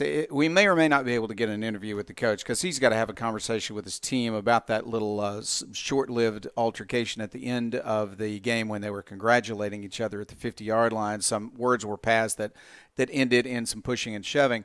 But I tell you what, whether we get the interview or not, he's going to compliment his players as he should for the wonderful job today. But I think a lot of credit goes to Coach Shucker and his coaching staff because they prepared exceedingly well for this game, both physically and mentally for this contest. It was a full team effort, and you mentioned the coaching staff. This is where all the preparation comes into play. You're looking at games just like this, down the stretch towards the regular season, a lot on the line. In this case, it was a conference championship and the rivalry belt as well. And the Badgers stepped up to the occasion. You could tell that they were well-conditioned. And really, there were a lot of extracurricular activities going on, but besides that one scuffle towards the end of the game, things were pretty clean on that Arkadelphia sideline as well.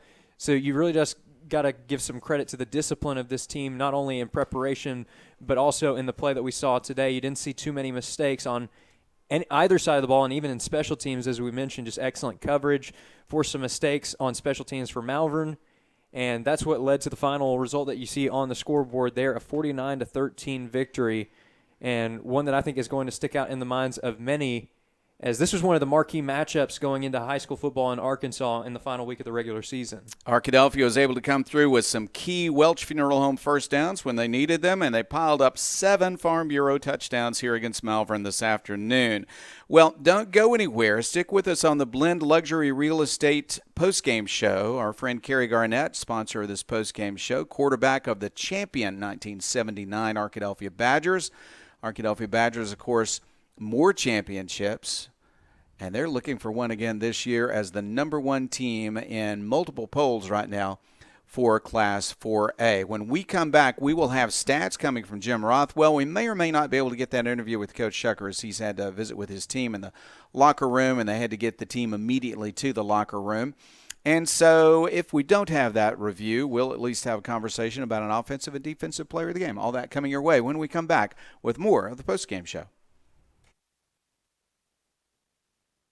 At Southern Bancorp, we are wealth builders for everyone. We see building wealth as helping people succeed in creating strong financial futures. For some, it's having tools to build credit and buy a first home. For others, working with our award-winning SBA team to launch or grow a small business. And still others might use our unique savings plan today to save for tomorrow's dreams. Wherever you are in your wealth building journey, Southern Bancorp can help. Stop by or visit banksouthern.com to get started. Southern Bancorp, member FDIC, equal housing lender. Hey, I didn't order any pizza. Jake from State Farm. After you saved me so much dough on insurance with that Parker promo, I devised a promo for you. Here's the deal, Parker. State Farm offers everyone surprisingly great rates. Right. Pepperoni pockets, cuckoo crusties. There's no promo, it's just great rates. And a cider ranch. If you want the real deal, call State Farm agent Austin Wingfield in Arkadelphia today. Like a good neighbor, State Farm is there. Under perfect conditions, your car traveling at 65 miles per hour can stop in about 300 feet. That's the length of a football field. But a fully loaded tractor trailer, one that weighs 80,000 pounds, will take 2 football fields to stop. And that's if the driver is rested, paying attention, and the truck and load is properly maintained. If you're in an accident with a big truck, call 1-800-CAR-WRECK. Get the experienced team that's going to be on your side, by your side.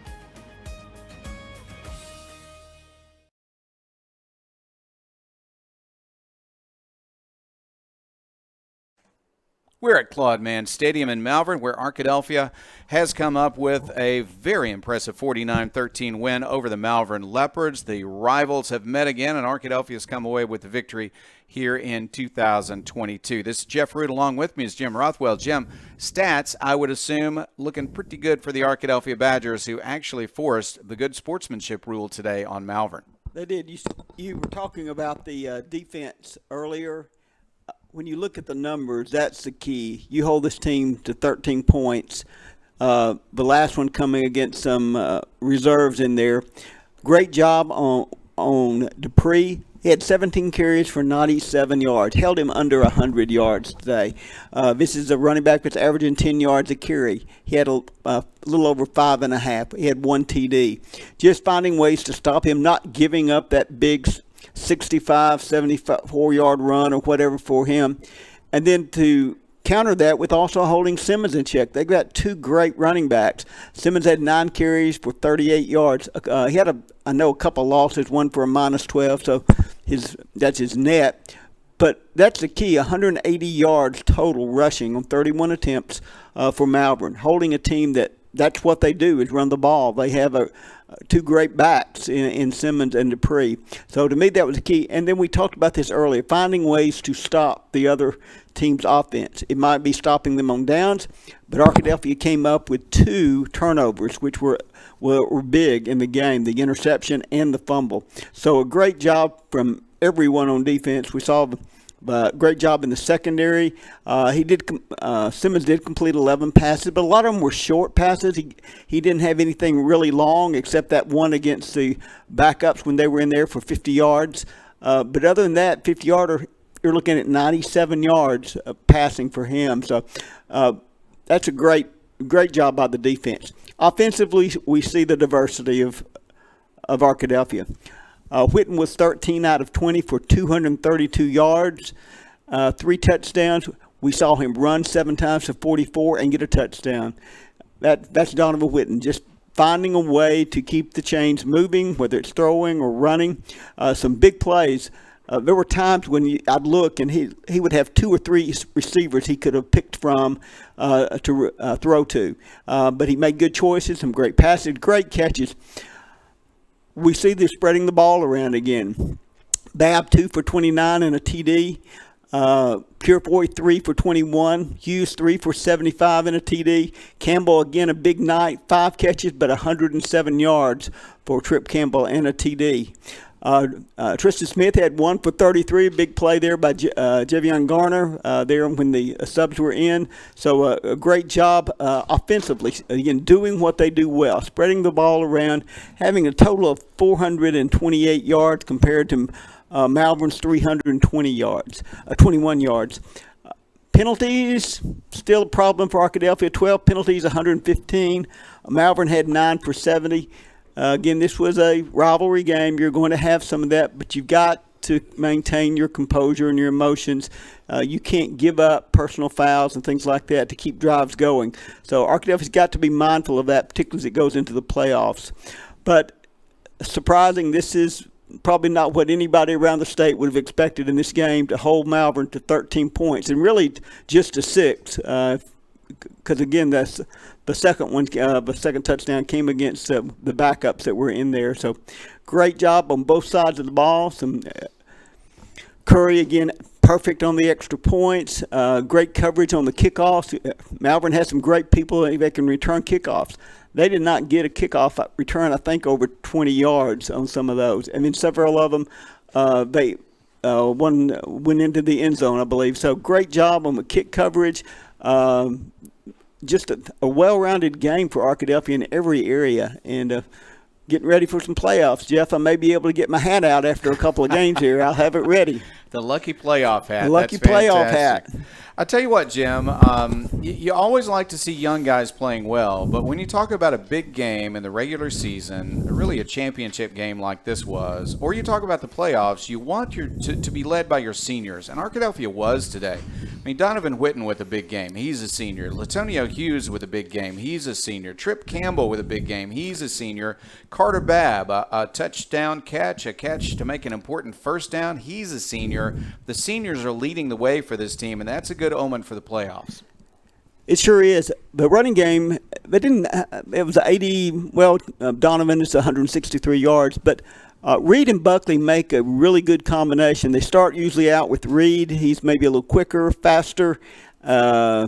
He comes on and been in that fourth quarter. We've seen Buckley come in, and he had 6 carries, 21 yards, but 2 touchdowns. When he gets going downfield, he is hard to stop. So you've got a great balance in the running back. So if one gets tired or worn out a little bit, you can bring the other one in and wear the other team down defensively.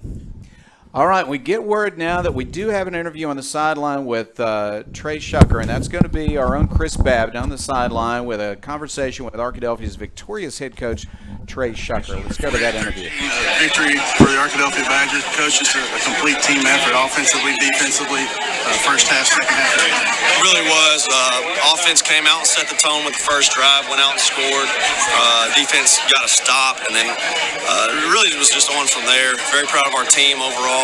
Executed very well at a high level. Special teams made some plays as well and put us in good field position and put our defense in good field position to get some stops. So big team win for us. At the start of the third quarter, your defense gets a stop, offense scores, and really kind of set the tone for the rest of the half. It really did. You know, that was one thing that we knew that we had to do is start fast and execute early, and it just set the tone, and we were able to build on it and just all the way through the end of the game. Coach, congrats. Good win. Thank you. Arkadelphia has moved to 8-0 on the season. Of course, 2 games unable to play because 2 of the conference teams did not field teams for at least 11-man football, and a 5-0 conference record then for Arkadelphia at the end of the regular season. Back with me now is Chase Hartzell. We'll talk about an offensive and defensive player of the game. You got a lot of choices, Chase, on offense. Who are you going to go with? Well, as you mentioned, Jeff, there were a lot of guys that stepped up in this game. A couple of honorable mentions, I think, are Trip Campbell. Trip Campbell made some great plays over the middle. He had a crucial 4th down conversion that led to a Welch home first down. He ended up scoring a beautiful touchdown on one of the best passes and one of the best catches that we've seen all year for Arkadelphia. That's one to say for the highlight reel. But for me, I think the winner of the award this week is going to be Donovan Witten. Just a complete effort from the senior quarterback here in his final Ouachita River Rumble. He was facing a lot of pressure throughout the game from that defensive front. This is a pretty good secondary from the Leopards, but he limited his mistakes, no turnovers, and he's able to make some great reads. 4 touchdowns by the end of the first half, including a 26-yard touchdown run and just some beautiful passes as well. So a great game for him. He's my pick for the winner of the Offensive Player of the Week. I am with you on that call, Chase. I tell you what, he's got a host of really fine receivers, but there's one quarterback who's passing the ball to him, and a big, big day for Donovan Witten, who was on target all day and ran well when he needed to run the ball. Donovan Witten, the senior quarterback, is our Offensive Player of the game. Defensive Player of the game, again, a lot of good choices. You got to choose. What do you say? This was a great defensive effort, too, from several players, and there are 2 players that I'd like to single out in particular, one of them being Nick Williams. Nick Williams, especially on that first drive, and really he set the tone throughout the game, just making a lot of tackles, not only in the secondary, tracking down some wide receivers, but he also made some great reads on ball carriers coming out on running plays and short passing plays, was able to stop some good yardage, stop some momentum for the Leopards early on, and that really, I think, dissuaded them for the rest of the game. But on top of that, too, I think Latonio Hughes is also worthy of a mention here because he had that interception that locked up the game really for Arkadelphia, and a beautiful return that really, the tide was already turned, but that one put it away for Arkadelphia. So those are the 2 men that I would recognize maybe as co-defensive players of the game. So let's talk about those 2. Hughes, a candidate for Offensive Player of the game, is going to be one of our defensive players of the game. And as you said, you also look at Nick Williams. He's just such a great form tackler, a junior. He's going to be back for the Badgers, and what a senior year he's going to have. But the junior year he's having is one of the reasons this defense is so good. I want to add to that, Marvion Berry made a big play early in the game. He and Williams are the leading tacklers on this defense, and Berry made his name known today. And the defensive line, any number of guys you can mention, but let's talk about Max Wilson, the senior, who had a big game, blocked an extra point, of course, on special teams. But he and that defensive line did a fine, fine job of plugging the holes and making it harder for Dupree today for Malvern, their great running back. So Arkadelphia has a host of defensive players of the game and an offensive player of the game in Donovan Witten. It's been so much fun. And I got to mention this, Chase, before we go off the air today. I have never in my life had the chance to work with an Emmy winner until today.